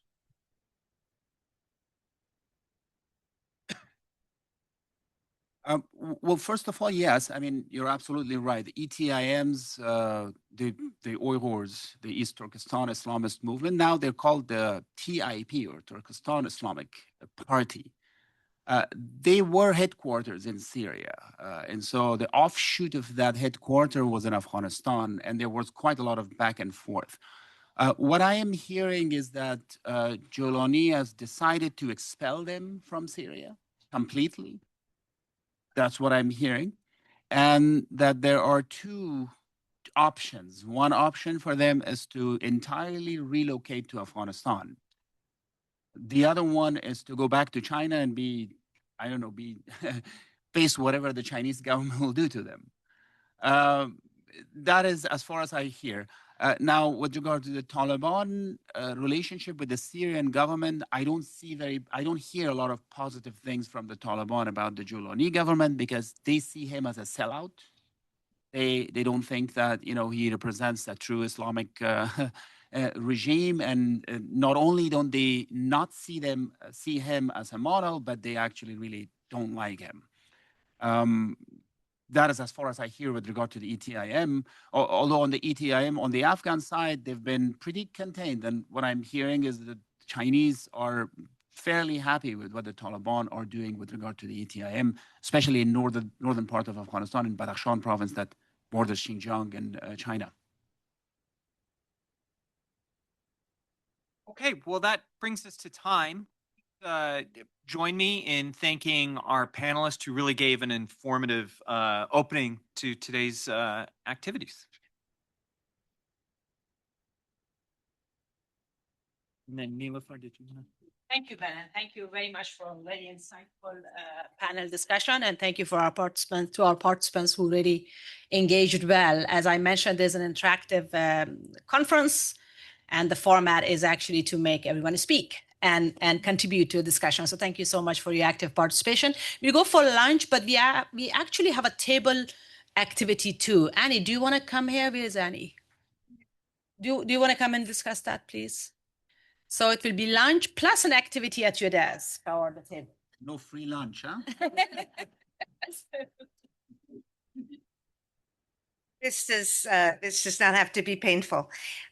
In the back of the handout that you received, which was the bios, is a suggested topic for the lunchtime discussion. And it all depends. We're very lucky to have lunch brought to us.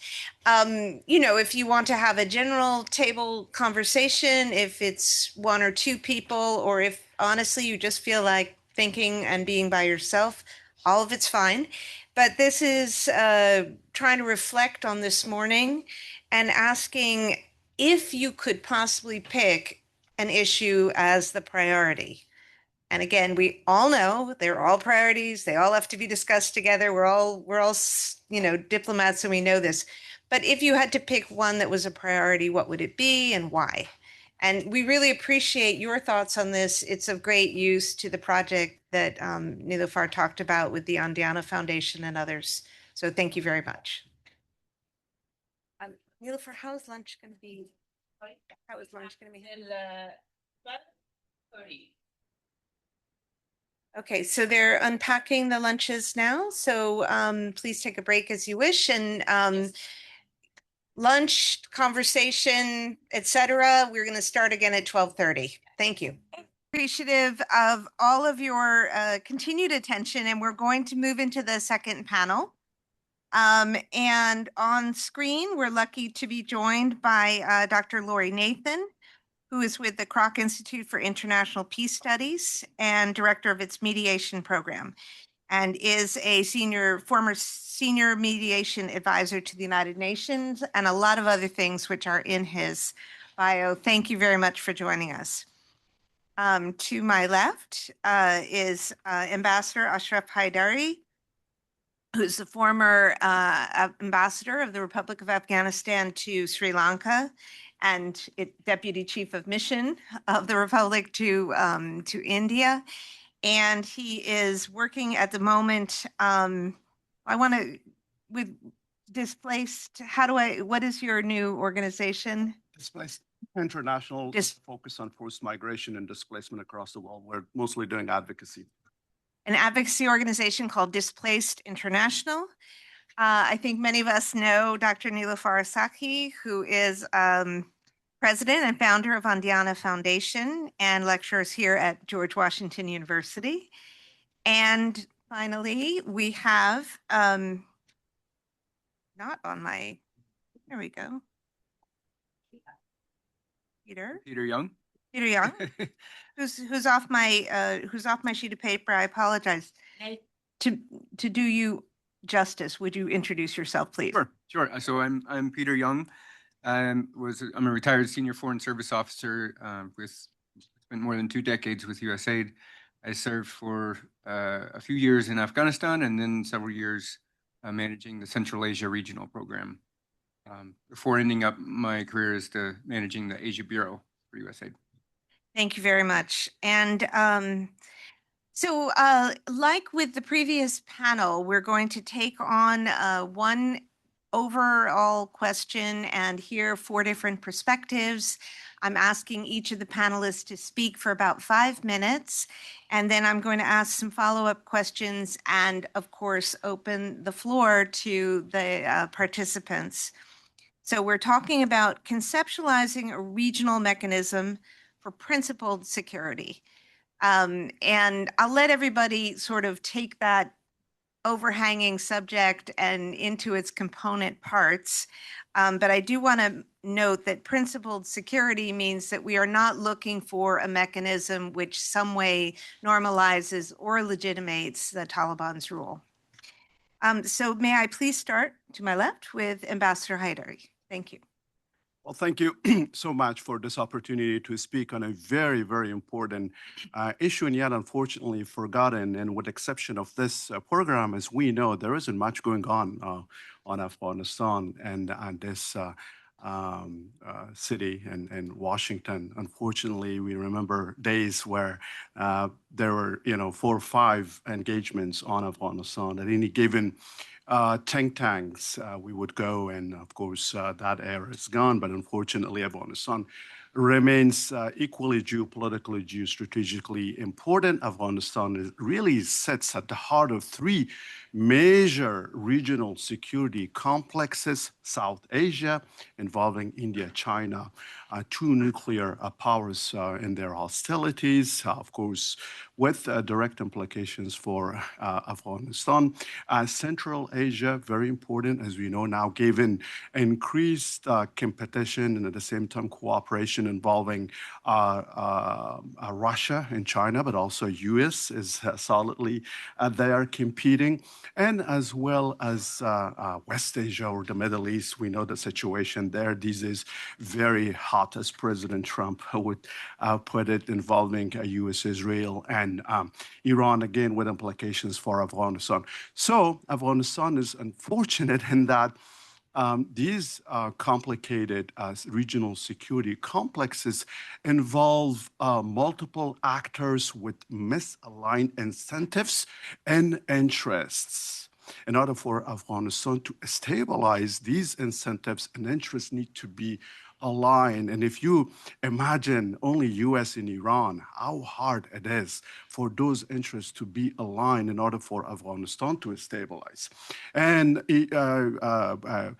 nuclear Pakistan in Iran that right now, unfortunately, are destabilizing Afghanistan. India supporting the Taliban, Pakistan indirectly still, wielding enormous influence over, factions of the Taliban, and having operated the Taliban since their, creation by ISI back in 1994. And as well as China and Russia involved heavily in Afghanistan, either directly or indirectly, in part because of the terrorist groups, whether you call it, ETIM, which was discussed this morning, or MRU, Islamic Movement of Uzbekistan, Hizb ut-Tahrir, and a number of others concerning those 2 countries. And of course, inter-US, absolutely, US remains engaged indirectly, mostly through security and intelligence cooperation. We think that US has gone out of Afghanistan, but it's not there. It's maintained contacts and connections and is operating in part the Taliban by shipping, up to 40 million. That's on record. We see that a week to, maintain the Taliban, to also maintain the artificial macroeconomic stability in Afghanistan, because without that, injection of cash into Afghanistan's economy, the Afghan economy would collapse, and as a result, the Taliban would collapse.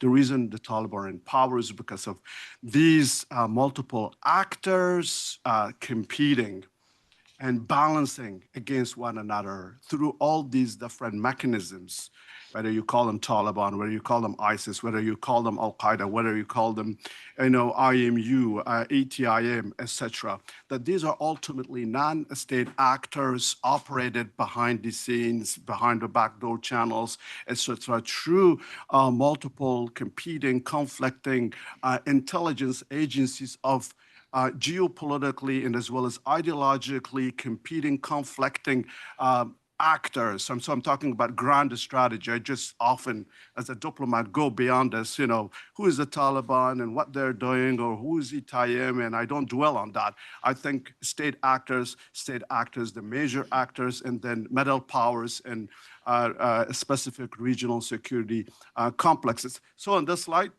uses out indirectly but involved directly but involved indirectly, maintaining presence in Afghanistan, balancing against China and Russia and the rest in Afghanistan, while India, Pakistan are there directly, as we know, and Russia and China as well, diplomatically recognize the Taliban, maintaining direct and indirect contacts with them, etc. So with this situation, and given 5 years that we have really been observing the multiplicity of crises in Afghanistan, a legitimate government, you have drugs, you have gender apartheid, you have, of course, sheltering of multiple terrorist and extremist networks from the region and beyond. And these have direct implications in terms of spillover effects across the region.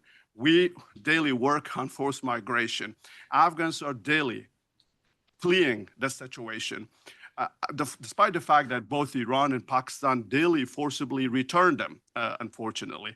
Gender apartheid to speak with. If I was an Afghan father and I thought about the future of my daughters, of course, I would pack up and leave, either to Pakistan or Iran, despite the fact the situation is not good, but at least they would access education there. So with these spillover effects in mind, on the short run, the players that I mentioned, especially regionally, can manage. And that's why they have pursued pragmatism. Each, engaging with the Taliban, having security intelligence on the ground to check whether, other stakeholders are doing against them or what they're preparing to do on the horizon, because the Taliban are illegitimate. It's a force of probably less than 200,000, non-state actor, not recognized, certainly rejected by the Afghan people. So they're a tool. And others are watching and they're worried. When I talk to diplomats in the region with my former colleagues from the region, they say, yes, we, pragmatically engage with them, but we do not trust the Taliban. They're a strategic trap.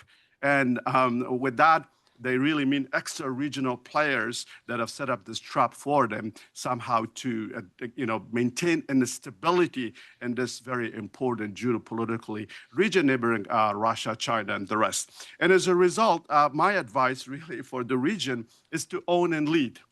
And they have, mechanisms to do so, and they meet quite often, as I just talked. And that platform is SCO, Shanghai Cooperation Organization. And what I mean by that is that they can initiate a regional compact for stabilization of Afghanistan. Initiate that, support that, but they really bring that under the UN umbrella, and then also bring on board as much as they can at the P5 level, the permanent members of the Security Council, the United States, because oftentimes they have consensus here and there. Oftentimes, at least they see eye to eye on Afghanistan. And there, the region is, I think, should do it, because foremost, it is the region that has created these problems, ultimately allowed extra regional players to come, like NATO, for 20 years. And yet they were not happy. I was sitting once across Lavrov, and he was saying, NATO needs to leave Afghanistan. This was during the Moscow peace format meetings, which I led our delegation twice, back in 2017. And I said, well, they're preparing to leave. but what have you done to, take over Afghanistan and stabilize it in a win-win way? A win for the Afghan people in terms of legitimacy and inclusiveness, a win for the region, and a win for international peace and security consistent with the UN security resolutions back to back. They're all positive, they're all constructive, including the assessment done on Afghanistan. And he didn't have an answer. So I said, Mr. Foreign Minister, if there is no plan from the region, well, I said, you and I know, and also our colleagues from Iran and Pakistan, Pakistanis are sitting there, they know because they're the sponsor of the Taliban, the creator of the Taliban. Then why are we complaining about NATO and Afghanistan? To their credit, they did so much, and here are the things that Afghans have gained and made progress, etc., etc. Anyways, but this time around, SCO should do that, and then definitely bring U.S. on board, tapping into this initiative by the Trump administration, creating this board of peace, and gave President Trump a stake either on that level, either morally, given the legacy of the U.S. and Afghanistan, and at so many levels. And the best country that could actually initiate to start this is Pakistan. Now, especially the star of Pakistan is really rising these days, involving its mediation. And they've also demonstrated that are best positioned to do this for Iran and US and Israel, but also best positioned to do it for Afghanistan, given their legacy, given their transactional relation with the US, transactional relationship strategic with China, and as well as Russia and Iran. So I'll leave it at that, and we'll discuss the rest later on. Thank you. That's a ton of really good thoughts and maybe provocative ones. So let me ask Dr. Nathan to join us for his intervention. He's already there, but. Yep, I'm here. Great. Can you hear me? Just give me a thumbs up if you can hear me. Great. Excellent. Thank you very much for inviting me to participate in this discussion, and thank you for accommodating me on Zoom. I'm in South Bend, Indiana. I have teaching commitments at Notre Dame, so I wasn't able to join you in person. In 2024, Niloufar and I developed a concept note proposal, which we directed at the UN Secretary General. It was published by the Atlantic Council, and it focuses on the need for a conflict prevention and management institution for the Afghanistan region. Niloufar obviously has the necessary expertise on Afghanistan. I'm not an expert on that country or region. I'm a South African and was involved in setting up the Southern African Development Community's regional security structure known as the SADC organ on politics, security, and defense. And I also, as a researcher and a practitioner working with the African Union and the UN, have done a lot of research on regional conflict prevention and management institutions. So our proposal essentially is that there be some kind of institution which prioritizes operational prevention. Operational prevention is intended to react to imminent threats and actual threats of violence. To the extent possible, it would also look at structural prevention, which is to say, looks at the underlying causes of conflict and violent conflict in particular between the member states of this regional mechanism. Its functions would be to identify, analyze, and monitor threats to regional security, set up preventive systems and protocols, take preventive action to minimize threats and resolve interstate disputes. The preventive action would be diplomatic. It would identify opportunities for collective action to address the causes of tension and collaborate with other regional organizations and initiatives as required. What's the point here? The point is that in what are sometimes referred to in the literature as bad neighborhoods, meaning neighborhoods where there is a regional conflict complex, there are interlocking interstate and cross-state security threats that may vary from region to region. And to set up a standing conflict prevention and management mechanism is obviously preferable to having ad hoc and sporadic responses. When you have a standing mechanism, you have agreement amongst member states on what kind of threats you're focused on how you will react to the threats, and you build confidence among your member states as they proceed over time. So you have the advantage, if you have a standing mechanism, you have the advantage of continuity, predictability, greater certainty, and greater confidence amongst the member states. Now, what would this actually look like in the Afghanistan region? The short answer is that depends on what member states want, meaning they have to design, through consultation, they have to design a mechanism that they are willing to put into practice seriously. If we look comparatively, these kind of mechanisms can be divided into two broad categories. Those that are established and run by the United Nations and often include member states in a given region, and multilateral forums in the second category where the UN is not the overarching convener and coordinator.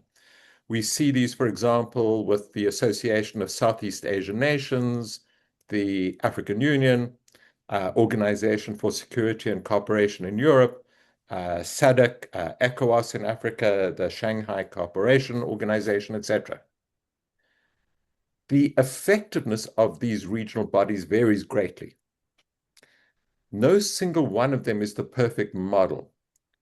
The bottom line, to reiterate what I've just said, the bottom line, if you want an effective mechanism for prevention and management of conflict, what you want above all is one that member states themselves design and support so that they have full ownership.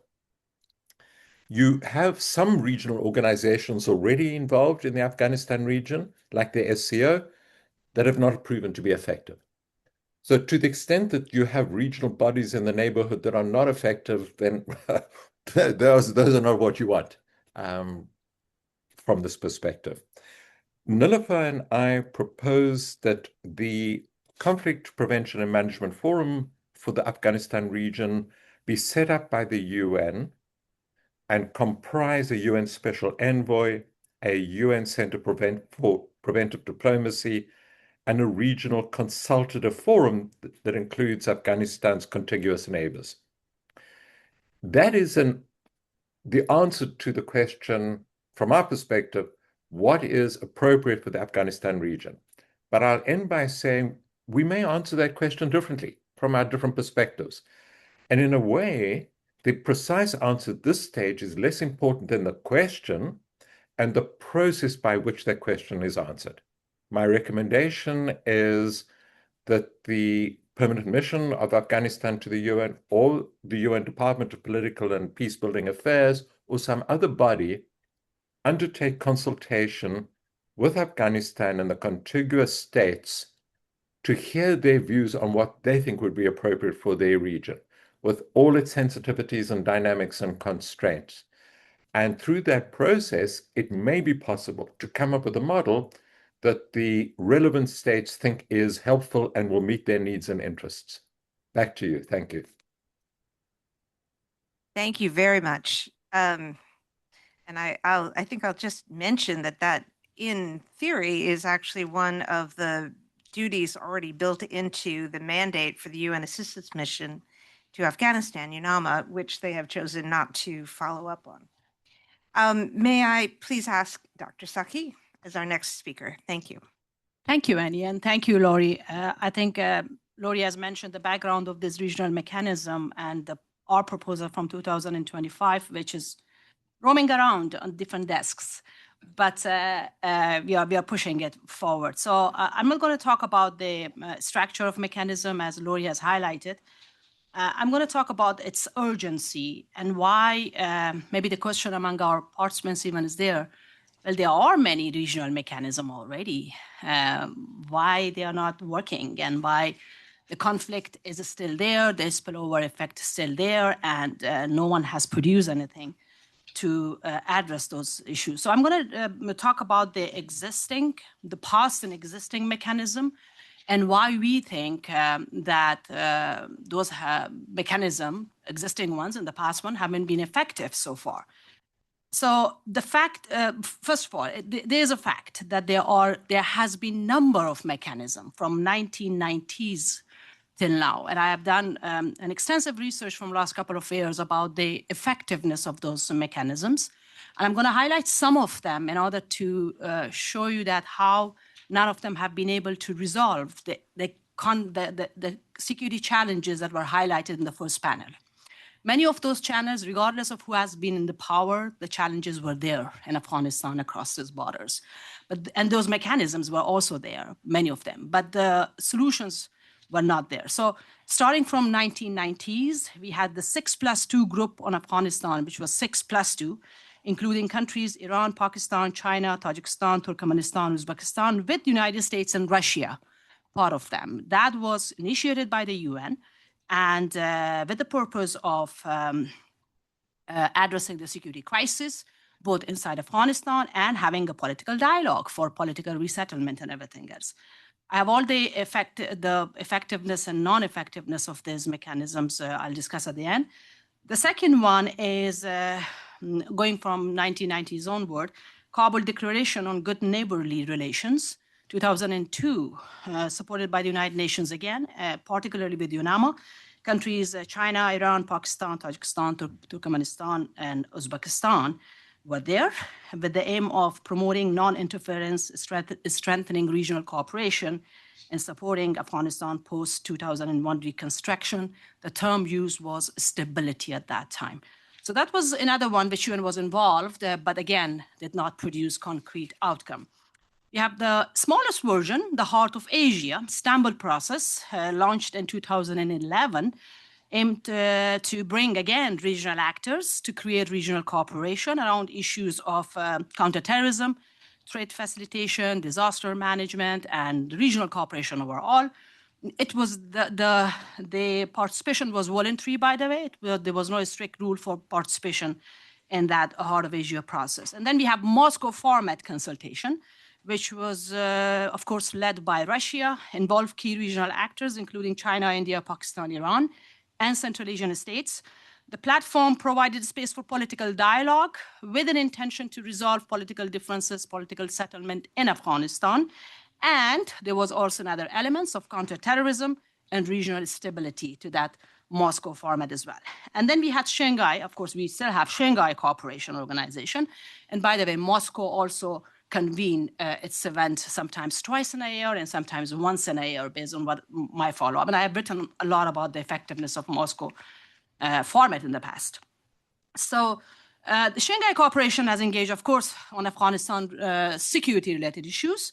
It has, of course, stronger institutional structure, and particularly the term they have used, counterterrorism and border security, and the areas where they have engaged a lot.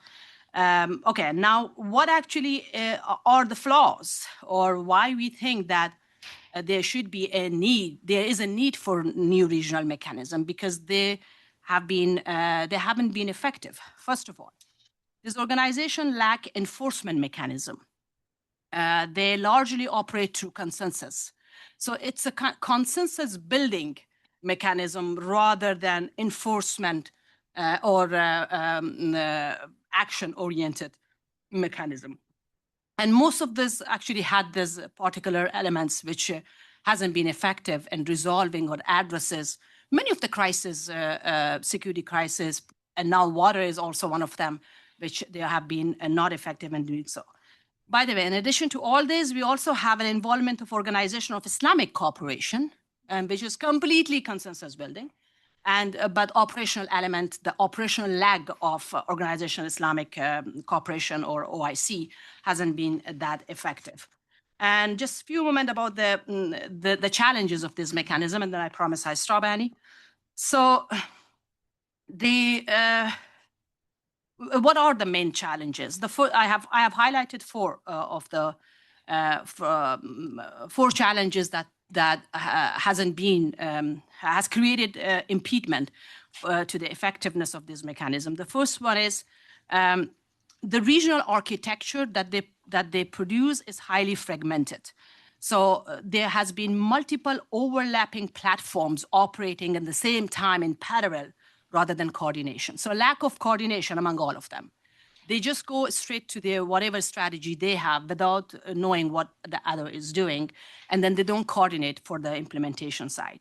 The second one is, of course, geopolitical computation among regional and major powers often shape these mechanisms.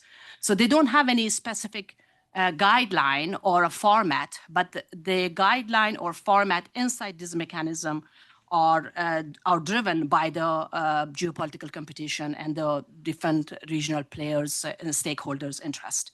The third and most is, I think I see the most important one is they remain consultative rather than operational.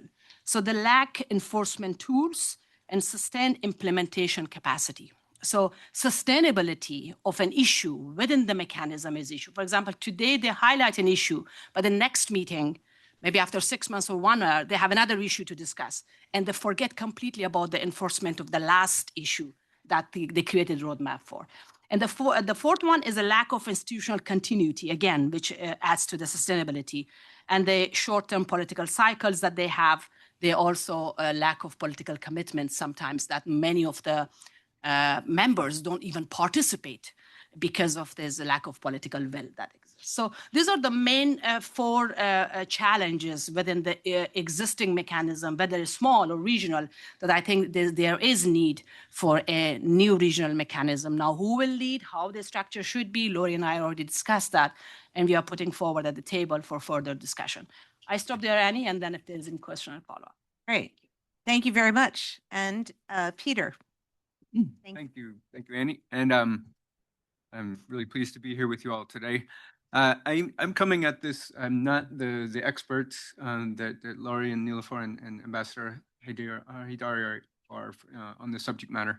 I'm coming at this from the perspective of somebody who's been operational in the field in Central Asia for many years. I'm not a Central Asian. I can't speak for Afghans or Central Asians more broadly.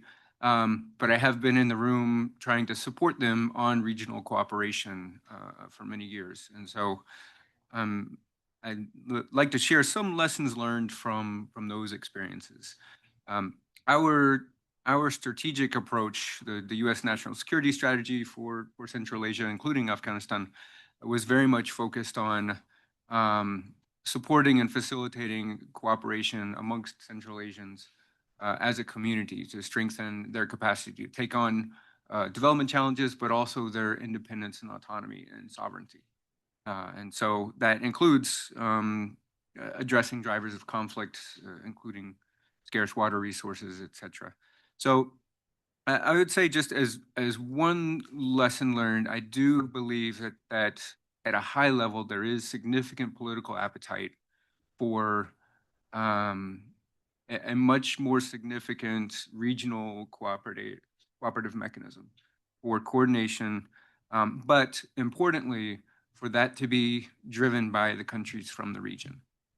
They do believe at a high political level that they are better off working together, and part of that is that it makes them stronger vis-a-vis their external neighbors to the north and to the east. And so for Central Asians and working with Afghanistan as well, working together enables them to have greater leverage in their negotiations with the stronger powers in Russia and China.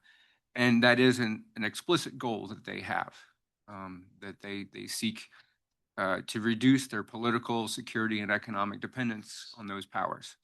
And so they have set out as a mission, really strengthening that cooperation. And we can see that, in the consultative dialogues, which for the first time ever in 2018, they held heads of state consultative dialogues.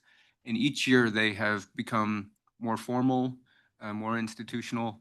And just this past year in 2025, the consultative dialogue included the adoption of Azerbaijan as a member, and also the adoption of a resolution to create a compact, to create a common institution that would become their multilateral platform for cooperation. And so I think that progress is a good indicator of the political will that you have in the region. And additionally, we saw that in their interaction with other external powers through the C5+1 dialogues with the EU and with the United States. The Central Asian governments have been able to set aside individual differences to cooperate. I've seen, they would, when we're negotiating, they would say, we want to talk to each other, and then we'll come back to you with a common position. And so that is something that is fairly new, rather than each of the countries acting independently. And they, of course, had to set aside a lot of internal conflicts to come to those common positions. So again, there is some political will there. I will say that in all of those dialogues, there was an agreement up until 2021 that including Afghanistan as a core member of the broader Central Asian regional cooperation efforts. All of the countries agreed to that. Even Tajikistan agreed to including Afghanistan. With the takeover of the Taliban, that had been set back, and so they have not participated in the C5. The Taliban has not participated in the C5+1 or in the consultative dialogues in recent years. That is a major hindrance, but they politically are, consistently very creative. And so figuring out ways for them to participate in an observatory capacity. Turkmenistan does not formally participate in a lot of the regional institutions, but they do participate in person. And they do, we did this MOU where we got all of the countries to sign on to an MOU on certain common objectives. And Turkmenistan was there at the table and did not sign, and when everybody else did. And then they signed a separate piece of paper that said that they support the same principles. And so there's this sort of diplomatic dynamics that go on, but they're very creative in figuring out how to resolve those kinds of challenges.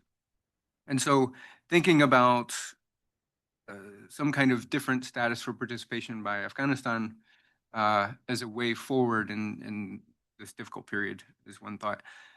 Additionally, the working capacity is very, very strong for solving problems regionally. We were able to support them in creating the Central Asia Regional Electricity Market. We were able to support them despite all of the challenges with the Taliban takeover in continuing the CASA 1000 project. That's Central Asia, South Asia electricity trade. And so even today, they're finishing construction of the transmission lines to facilitate trade in electricity between the regions. And they have developed some really creative, dynamic solutions around ring fencing revenues that would otherwise go to the Taliban to enable Afghanistan to participate while assuaging concerns that this would fund Taliban activities. So that's another example of just very practical cooperation. On trade as well, they have reached agreement on digitizing and standardizing all of the customs. They have been able to successfully have goods moving across the border with Afghanistan throughout, despite the Taliban takeover. So I do think there are a lot of examples of very strong working capacity to get together to solve problems. On water resource management, which is one of the biggest drivers of conflict and security concerns in the region, we were able to support them in creating the regional water management coordination mechanism. And so even while Tajikistan and Kyrgyz Republic were fighting over water resources, they would come to the table in that format and sit side by side to develop efforts to increase cooperation there. So I want to allow time for the dialogue, but I will just say specifically to Afghanistan, they have come up with these creative measures, so some kind of half measures to enable participation in some form, I think is one option. Thank you very much. So I will have a follow-up question for each, and then we'll make it brief enough. I hope that the people, are thinking about questions they may want to ask. So my first question, Ashraf, so actually just last week, the CSTO, the Commonwealth Security and Treaty Organization, the Secretary General announced that they plan a joint meeting in October for CSTO, the Shanghai Cooperation Organization, and the Commonwealth of Independent States, which, yes, still exists. And it's in relation to security issues in Afghanistan and Central Asia. So what do you think? Is this the mechanism? Is that is that an opportunity? And also kind of what are the, what's the toolkit that a group of organizations like that may bring in order to achieve the goal of security in the region? I think the overarching organization is really SCO, because member states of this organization also have membership in the SCO, which includes, the good news is, India and Pakistan. And that's why I think SCO is more appropriate, also with the right agenda: counterterrorism, counter-extremism, counter-narcotics, even counter-separatism, with, of course, ETIM being in Afghanistan.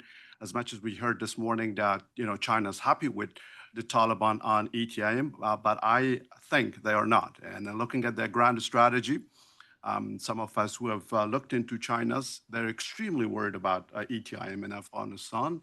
And they're maintaining a heavy security presence, Chinese, with Tajikistan. It's not talked about much, but something that, of course, countries like US is watching that quite closely, in part because of ETIM in Afghanistan, which the Taliban has been reluctant to hand over in terms of eradicating this threat, which has been China's #1 request, even from the Republic era, which we at the Ministry of Foreign Affairs were aware of. The Chinese made repeated visits, and of course, their concern was ETIM in Afghanistan, sheltered by Al Qaeda, and of course, back then in Pakistan, which Pakistan through Zarbe, I forgot the name of the specific operation, and that kicked out most of these into Afghanistan. Anyways, but coming back, I think SCO should initiate. Pakistan should take the lead on this and work with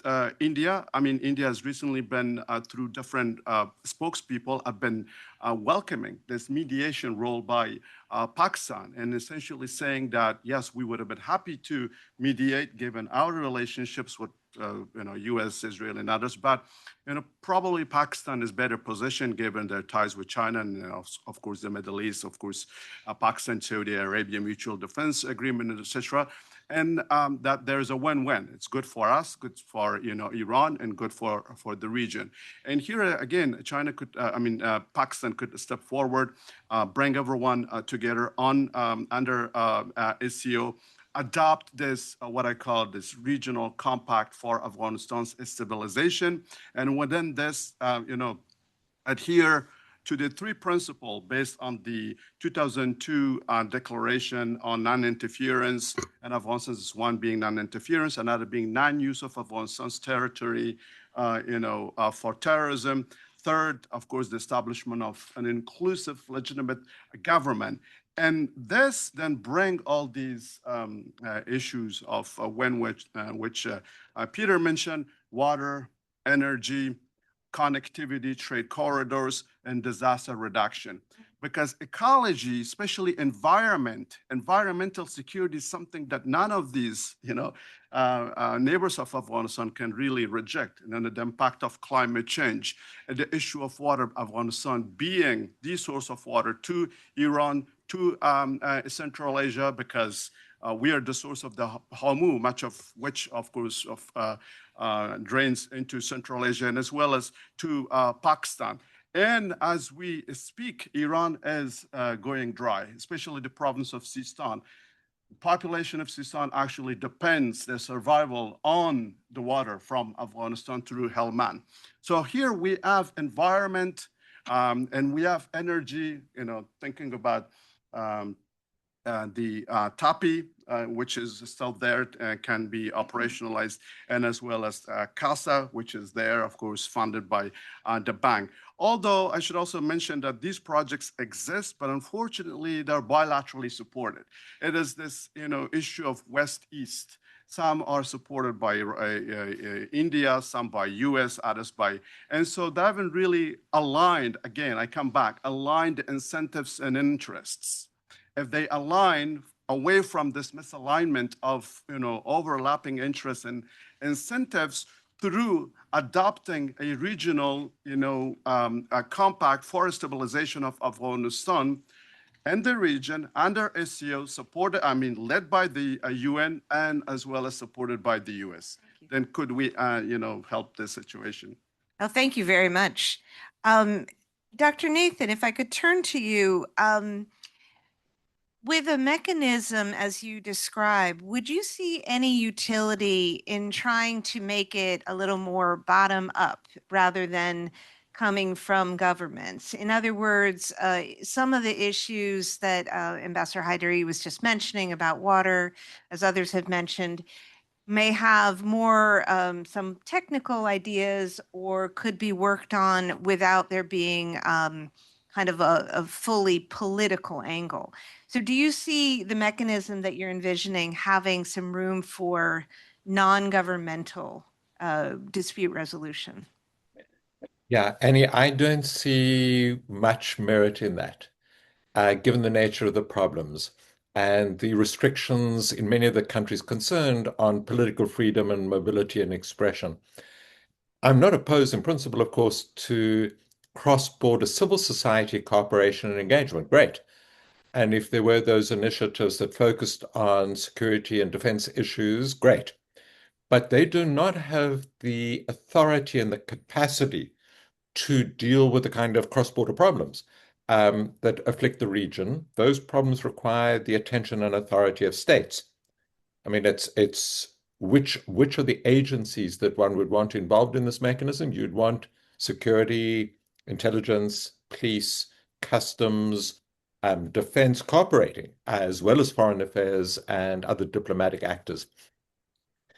I think if one's thinking about bottom up, as you framed the question, there's also the consideration of bottom up in the sense that it's the member states slowly building from the least sensitive to the most sensitive. So in that sense, bottom up. And it was fascinating listening to Peter. If you're seeing forms of cooperation around important but less sensitive issues, water, energy, electricity, whatever it is, and member states grow in confidence that these mechanisms work, meaning they meet the interests of states. We're not being altruistic, we're not being romantic. This is not a normative agenda. It's what meets the interests of states in ensuring greater collective regional security. If these mechanisms in the less sensitive areas are working, can they be used as a platform to slowly build towards the more sensitive issues? Back to you. Thank you. And yeah, well, we'll have more questions for all of you. I'll keep on with the panel. Niloufar, what would you comment, maybe as Ambassador Haidari mentioned that 2002 Good Neighborly Relations Treaty. What about the whole issue of Afghanistan's neutrality? It's a very loaded term, but in the future of some kind of regional mechanism, do you believe that Afghanistan has to in any way declare itself neutral? Well, that's a next question about if we want Afghanistan current authorities to be part of those mechanisms. So that's actually comes before the whole question about neutrality of Afghanistan. I think the whole narrative of neutrality, I'm for it. Yes, I think that if in any form and shape the mechanism would emerge, my question at this point is, well, Taliban could be the part of that mechanism as Lori is talking about state level participation. So for state level participation, do we think that Taliban should be such part of such processes? Then what about the whole issue of recognition? Because I'm not going to come back a lot to the neutrality, because for myself, it's still the whole concept of the state authorities in Afghanistan is not resolved. So under these circumstances, when Afghanistan is led by a non-recognized authority, I think it is questionable to include the authority in such mechanism. And I think, based on my conversation with some of the member states as well, this is a question for them. That's why it impedes the whole concept of regional mechanism. Taliban cannot be part of such processes if UN will take the lead. So that comes first before then the Afghanistan and under any administration would determine it is the nature of neutrality or no. And I mean, I think I'm also curious, like spinning it out into the future when there is a recognized government in Afghanistan someday, would that make sense? Because it is an issue that's been touched on in Afghanistan's history. And there, as everybody has mentioned now in this panel and in the previous one, there are spoiler countries all around who are not going to allow certain types of peaceful coexistence to work out. Yep. I think on neutrality, the reason why I went to Switzerland back in my student days was to exactly study neutrality. And I took a very deep look into what neutrality is and how it really practically functions. Switzerland is the only neutral country because it is an armed neutral state. It can defend its neutrality. The rest is all non-alignment, all those issues. And Afghanistan was non-aligned, but yet aligned with the Soviets, and we saw what happened. And under current circumstances, there is no way that Afghanistan, we could declare, yes, we remain neutral. We've always said that. And most of the states, even US could say that we are neutral on this and that. But whether we have the capacity, elements of power, geography, etc., to defend it. So there is neutrality for Afghanistan doesn't work. We need to be multi-aligned based, on those principles that I mentioned, and then bring all these, resources that we have, the enablers that we have, and then position them for harnessing them based on reciprocity.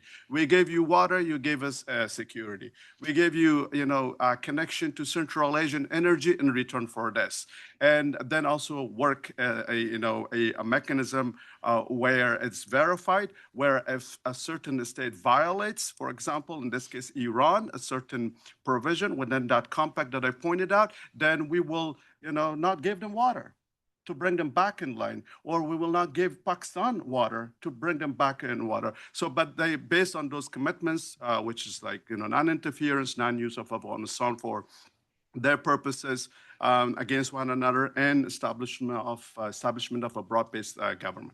Thank you very much. So, Peter, kind of following on all of that, in your view, Central Asia could find common cause and has worked together in the past and thought of including Afghanistan as part of its kind of unification, as you said, with the idea of the two larger powers that they worry about. But at the same time, I think that we've observed they are willing to get into business with the Taliban, that they are not necessarily going to take the cause of the Afghan people when it may not be as advantageous for their governments. So going forward, how much do you think that the Central Asians will, be receptive to the idea of non-recognition of the Taliban over time, and staying out of certain types of economic arrangements with them? Do you think they'll hold the line, or are they going to recognize? So thanks for the question. It's a very good one. I think Uzbekistan has already recognized the Taliban. And so I do expect over time, if circumstances appear to be more permanent, longer term, you might see some of the others look at that as well. But Tajikistan, I'm doubtful that they ever would. And the Kyrgyz Republic also is less likely to do so. Turkmenistan, I don't expect to recognize, but they are an example of a permanently neutral country. They formally are permanently neutral on everything. And so that's a case where you have a neutral country that still manages to participate in regional coordination bodies and mechanisms, assert their interests, come to agreements with foreign countries, but while formally remaining that neutrality. So I think it would probably be mixed in the long run in terms of recognition. But to, I think, your underlying point, they are going to be driven mostly by practical interests. And so Uzbekistan has signed a deal with the Taliban on Kosh-Tepe Canal because it's in their interest to resolve that water dispute. And so the high level political and human rights considerations are not going to be driving their decisions. Thank you very much. So I'd love to ask people in our, okay, so who is in charge of the microphone? I saw one, Dima, over here, and then second and third. All right, we got three. We'll stop for a moment. Thank you so much for all your comments. My question is for Peter and Dr. Sehi. Peter, you mentioned that there is a high level of cooperation within the Central Asian cooperation that you have witnessed. And Dr. Sehi mentioned about the recognition issue. The new mechanism that you are proposing is that, and you also mentioned that a lot of previous mechanism lacked enforcement. So if you are also proposing that we should not be recognizing Taliban's authority as a country, how do you see in Central Asian mechanism or the new mechanism you are proposing to enforce anything on Afghanistan? First water thing, like I believe Turkmenistan would come along because they are next to Uzbekistan on the water issue, is that when their interest is there, they will recognize them. But how do we work with enforcement on the Taliban government or Afghanistan to include? Peter, do you want to? Well, that is a challenging question. As I discussed earlier, I had a discussion with some of the member states, and one of the issue that they are often bringing, based on the experience with Doha and then Mosaic, whole platform of Mosaic that all of you are in the picture of, is that generated actually a question how to bring Taliban in, and if we are bringing Taliban in, then that would create a general bias in the regional arena. So what we are proposing is, as Lori mentioned, and I think as Peter also highlighted, is to start with the non-sensitive issues and to start with a cross-border, not state level officials, 1.5 kind of a dialogue, and then involving people from different groups. Either it could be private firms, organizations working on different issues that highlighted also earlier, trade, regional cooperation, climate, or also political activist movement. So starting with a maybe 1.5 track, and it happened in different parts of the world, which proved to be effective.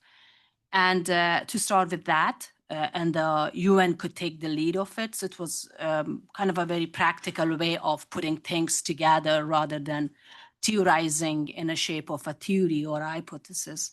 And then start really working on the structure inside with the 6-month framework, 3 to 6 month framework on what exactly that mechanism should look like in terms of bringing high-level officials in it and who to bring, how to function. That's why earlier I mentioned that we are really at this stage of putting together a functional mechanism that has the power of enforcement rather than only consensus building. So starting with that kind of least sensitive issues and least sensitive authorities, right? Bring them together and let's have that forum built on creating that enforcement mechanism that some of us have been really pushing forward. Because at this point, this is challenging. I mean, bringing Taliban as an actor, as a state actor, and with authorities, it means you are recognizing them. As Peter also mentioned, I mean, Taliban have been part of very regional cooperative platforms. and Uzbekistan and Moscow and Islamabad and Beijing and Delhi. They have been in Tehran. There have been several regional meetings from last 5 years, and Taliban have been part of them. But we are proposing is not an event, is not one-time meeting, is not one-time conference. It's a process that is sustainable, going for the long term, and regardless of who will be in power in future, that process should be there in the region, led by these actors from the ground, and have the enforcement mechanism. So it's not anything, everything is not ready at this point, and our ideas are not really formed at this point. We have to wait and see what happens with the Taliban, that I hope they will not have the strong foothold, right? Within for the next few years, we'll have different version of Afghanistan, but if they would be there, I think the whole enforcement mechanism would be a challenge. Thank you. Oh, go ahead. Just to add one thought on that is that, yeah, I think conceding to any kind of external enforcement mechanism is unlikely. In any time where we see them reaching agreement, any kind of concessions are very jealously guarded. The national sovereignty is the foremost priority. And so I would not expect to see a high-level external enforcement mechanism being something they would agree to. But at a practical level, for example, with Kerem, they did agree to independent arbitration and dispute resolution mechanisms in those agreements. The same with TAPI and with CASA 1000.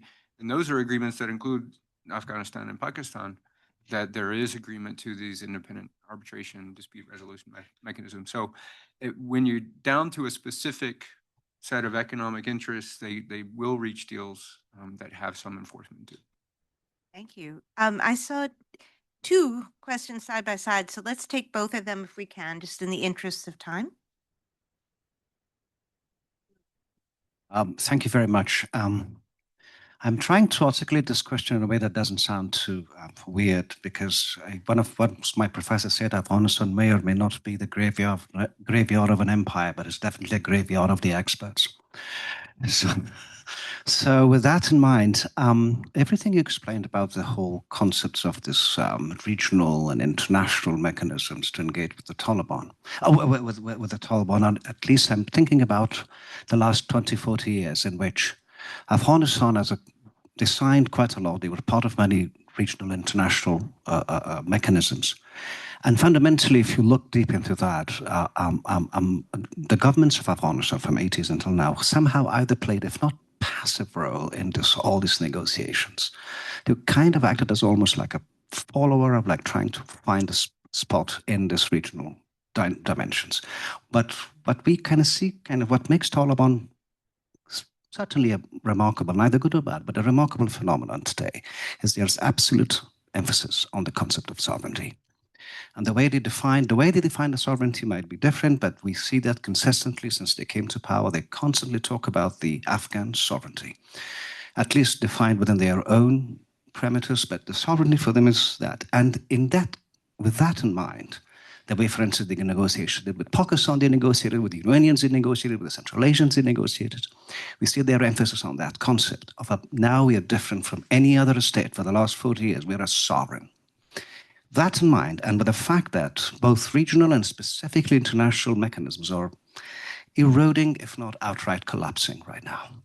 And in this specific context, what would be your suggestions to come up with something, a mechanism, whether it's regional or international, I don't know, to actually engage with Taliban as a de facto sovereign state and their emphasis with the concept of sovereignty? Thank you. Thank you. And Hi. Hi, this is Tahmina Sabat. I'm a PhD candidate at the University of Minnesota. My question is related to Pakistan and to Ms. Haidari, to Mr. Haidari. I was thinking along the lines of how a regional mechanism led by Pakistan can be trusted, particularly by the people of Afghanistan, especially because of the baggages and the biases that Pakistan brings with it as an actor who has been nurturing Taliban for the longest time in the history, and how those baggages and biases can be resolved if we are thinking along a regional mechanism. And to Niloufar John, related to UN's leadership, I think that you mentioned fragmentation, lack of enforcement mechanisms, or lack of coordination on geopolitical competitions regarding the old mechanisms, regional mechanisms. Don't you think that the same issues are true also about the UN as an institution, specifically that as we see the international order, UN in general and also Security Council in particular is really, really losing the credibility that they have under the influence of power, specifically from the powerful states that are involved geopolitically in Afghanistan. But thank you so much for the presentation and everything. My question is for everybody, and my name is Omar. Sorry, I forgot. No, absolutely. Let me give everyone a chance in turn to respond to either of those two questions briefly. So on sovereignty, Afghanistan unfortunately has not been sovereign positively. There's positive sovereignty, there's negative sovereignty. Positive sovereignty when you're, like the United States, able to defend it, much like neutrality. So Afghanistan's sovereignty is really beyond under paper. We know before 2021, we were not in control of anything. People would land, people would go. I would get calls at the embassy from another counterpart at the next embassy, gave visas to these 40 plus intelligence officers. Who could say no? Would I reject? Yes. So let's just put it practically speaking. So I've been in that, unfortunately, situation. And by the same token, right now, the Taliban are using that, exploiting it. Why? Because, that's what China says when it comes to, their treatment of Muslims in Xinjiang province. They say it's our sovereign issue, it's our internal issue. So strategically, politically, it benefits them if they say that, vis-a-vis Pakistan, to the extent that, they have differences, United States and others. But the Taliban, I think to someone's question here, itself is the structural problem. And so that's why everyone is confused. That is the Taliban that is causing this migration problem. It is Taliban that's causing the gender apartheid, right? How many countries told us that the Taliban had changed? Taliban point, two, Germans, etc., etc. And that the Taliban are sheltering, multiple terrorist groups, right? And that the Taliban, right now, as we speak, Afghanistan is still the largest drug producer in the world. Yes, they may have reduced cultivation of opium poppy, but they have switched to synthetic drugs. Afghanistan is today, a major source of methamphetamines across the region, with 4+ million addicts in Iran, millions in Pakistan, and our own growing. So the Taliban itself, in every way that you look at, is a problem on itself. Just let's focus on women.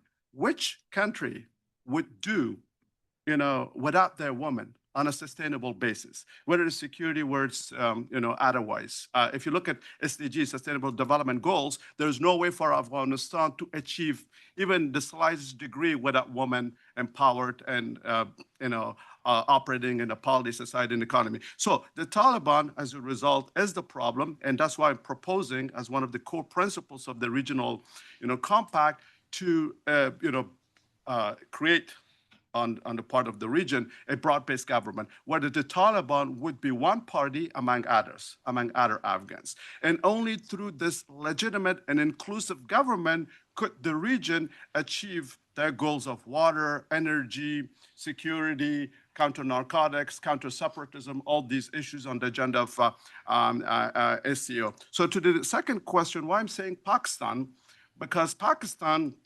has been, complaining about the Taliban, and of course, strategically concerned about the Taliban bombing, especially Afghanistan, killing civilians in Afghanistan, and etc. So we, the Afghan people, should tell Pakistan that you created this problem, you created the snake in your backyard, and this snake has started biting you, and you can help also with us, kill this snake, and build on a compact that is win-win-win. Win for you, win for the region, and win for the Afghan people. probably also pragmatically speaking, Pakistan is best positioned to do this in light of their overwhelming influence over, the Haqqani network, and as well as multiple terrorist groups, as much as they could be attacking Pakistan, but they have influence and the, enablers on the ground and the access and etc. And also regionally, and the regional security complexes, which I mentioned, Pakistan is still an upper hand, and since it's an authoritarian, a military junta, it can quickly act. If you think about India, I've worked in India and I know you cannot move any simple thing in India, the Ministry of Foreign Affairs, 3 people working on a vast region for days.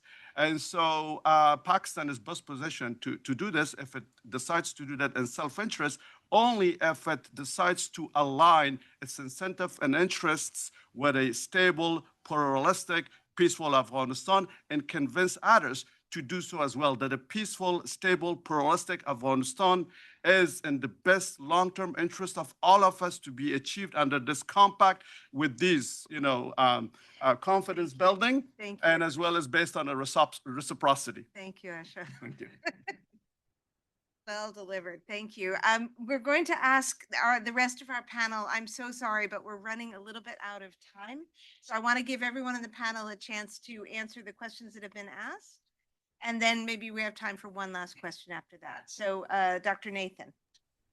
Great. Thank you for the questions. I think they highlight 3 issues that I'll touch on very briefly. The first is there's a paradox in regional conflict prevention and management arrangements. The paradox is the regions where these are most needed are the regions where they're most difficult to set up and function smoothly. Of course, where proximate states get on with each other, have common values, and are not experiencing adversarial relations, these regional bodies work really well. Where, on the other hand, adversarial relations exist between member states, it's super difficult, obviously, to set up these bodies, but they are most needed in those circumstances. So that's a general proposition. And Afghanistan region is clearly one of the most difficult, not one of the most easy. Second, I think when we talk about enforcement, we need to make a clear distinction between legal enforcement and military enforcement. There's no prospect whatsoever of military enforcement in any regional mechanism. So the question is, what kind of legal enforcement, meaning agreement that where there is a dispute between states that they can't resolve, they go to arbitration. And they agree in advance that they will go to this or that arbitration tribunal with their consent. So they've agreed beforehand that they will go to arbitration or adjudication if they're not able to reach a consensus. And then there's a distinction that I think we have to play with, even though it's arguably a bit spurious, between de facto and de jure recognition of Taliban regime. If we're saying we're excluding both, meaning the Taliban cannot be part of the regional mechanism, well, then you don't have a viable regional mechanism. If, on the other hand, we are saying we need a regional mechanism that includes Taliban as a de facto authority, and maybe they're there more in an observer capacity or an informal capacity, I don't have a solution. But I think that's a thorny issue that we have to grapple with. If we're saying hardline, Taliban can't be represented in this regional mechanism, then you don't really have a regional mechanism for the Afghanistan region. Back to you. Thank you very much. Niloufar? Yeah, just follow up on what Lori said about the legal enforcement. I have an example. Iran and Afghanistan, they signed a treaty on border on 1973, if I'm not wrong. Iran and Pakistan don't have a treaty. Pakistan, Afghanistan, and then the same goes to Central Asian states with Afghanistan. So one of the challenges, that's why I said regardless of the governments, regardless of who's in power, is that we did not, the region, all these regional platforms and mechanisms that I talked, they didn't have any legal enforcement mechanism. And thank you, Lori, for highlighting that. That's actually an important point relevant to this mechanism. So even considering one issue that water is, and Afghanistan has this issue, if there would be updated treaty after maybe 10 years, within 10 years framework or whatever, I think the region did not have this water conflict. Or maybe the water conflict would have been not really emerge in a way that's today that give rise to people killing each other at the borders. So I think the enforcement mechanism is important. And yeah, I'll also talk about the legal enforcement.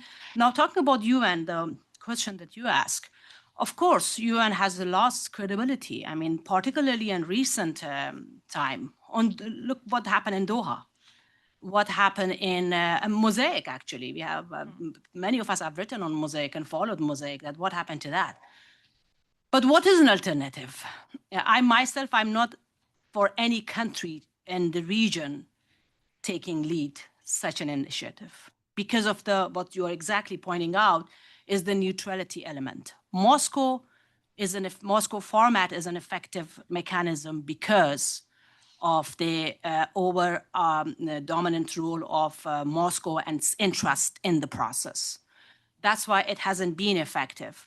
And there will be, I go back to my initial comments, overlapping geopolitical interest that you see during these meetings happen, particularly if it's led by one country.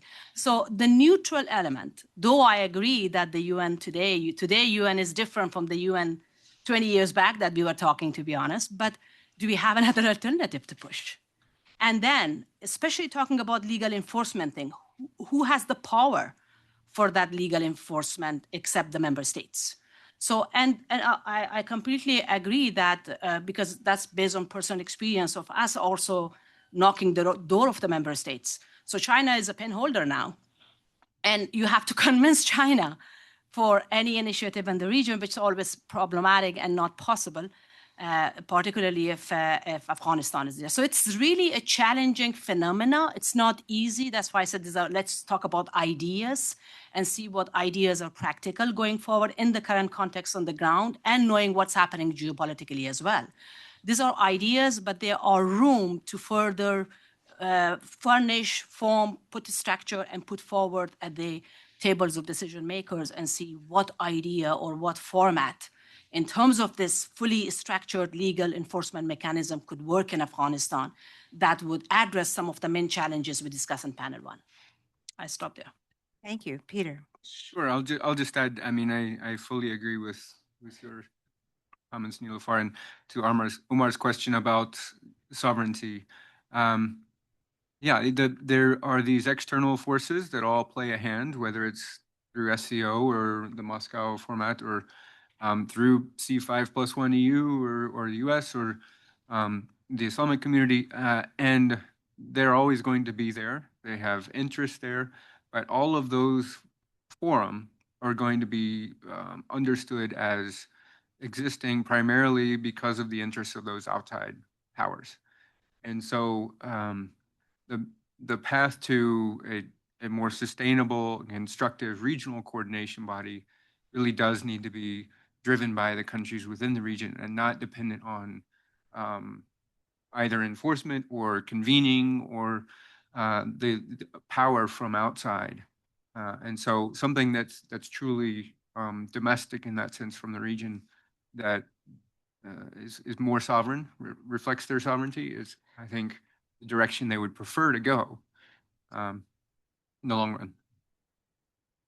Thank you. We did have other questions, but we really did run out of time. So I have to hand the microphone figuratively over to Niloufar. Thank you to the panel. And thank you for the questions.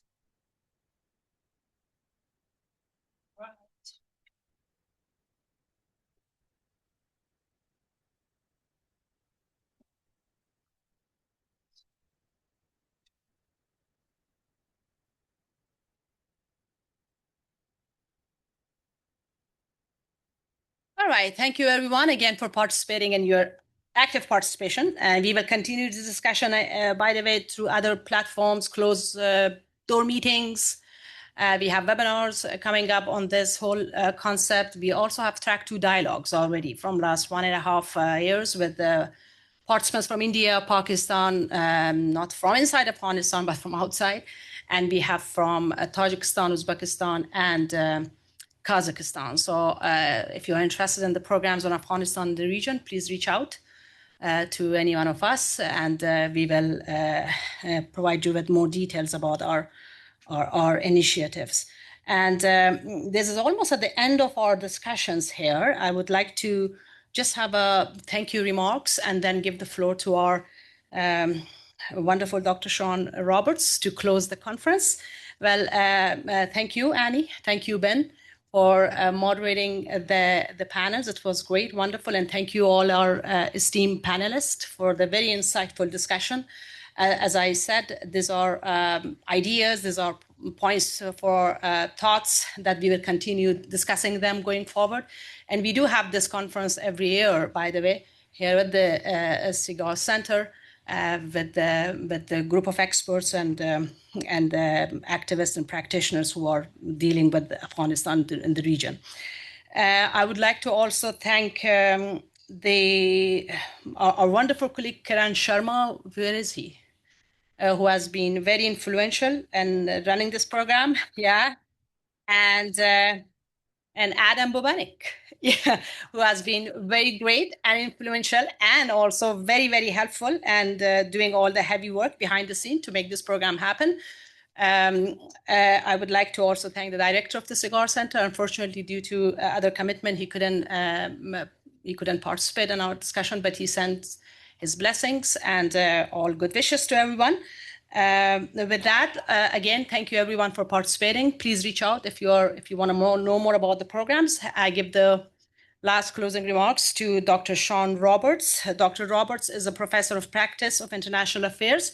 He's also assistant dean of undergraduate study here at the Elliott School of International Affairs. He worked for 7 years for the United States Agency for International Development in Kazakhstan and Kyrgyzstan, managing democracy, governance, and human rights program in 5 Central Asian republics. And he has written extensively on the Uyghur people of China and Central Asia. The floor is yours. Thank you. Thank you very much. As you can see, my expertise is not on Afghanistan, but it is around the neighborhood. I want to first thank the Andiana Foundation and, of course, our own Seeger Center for Asian Studies for organizing this fabulous conference. And I also want to thank all of you again for your participation. This is exactly the kind of conference I think we really love to host at the Elliott School because it's both intellectually stimulating, but at the same time is looking for practical solutions. It's about an applied problem. From the kind of intellectual stimulation side of the conference, I kept on thinking today that this conference was highlighting some of the shifts we see happening geopolitically right now. Now, of course, scholars have been saying for a long time that we live in a multipolar world. But one thing I've noted is the Trump administration has to be the first American administration, at least in my lifetime, to openly acknowledge that. And I think that has let the floodgates open to a certain degree in terms of multipolarity. And there's a lot of risks with multipolarity, but I think one of the positive attributes is it really empowers middle powers much more. And that's something I noted this last panel in discussing a mechanism, which is something I think is front and center of this process. Some people talked about, well, Russia, China, the US should be there, but it seemed there is overall a consensus that it had to be something that came organically out of the region and from the countries that neighbor Afghanistan. And intuitively, I think that is correct. And I think in some ways at this geopolitical moment, that type of solution might be all the more viable. So just with that, I want to once again thank you. And I wish this project all the success. And with that, we are closing the conference. Thank you again.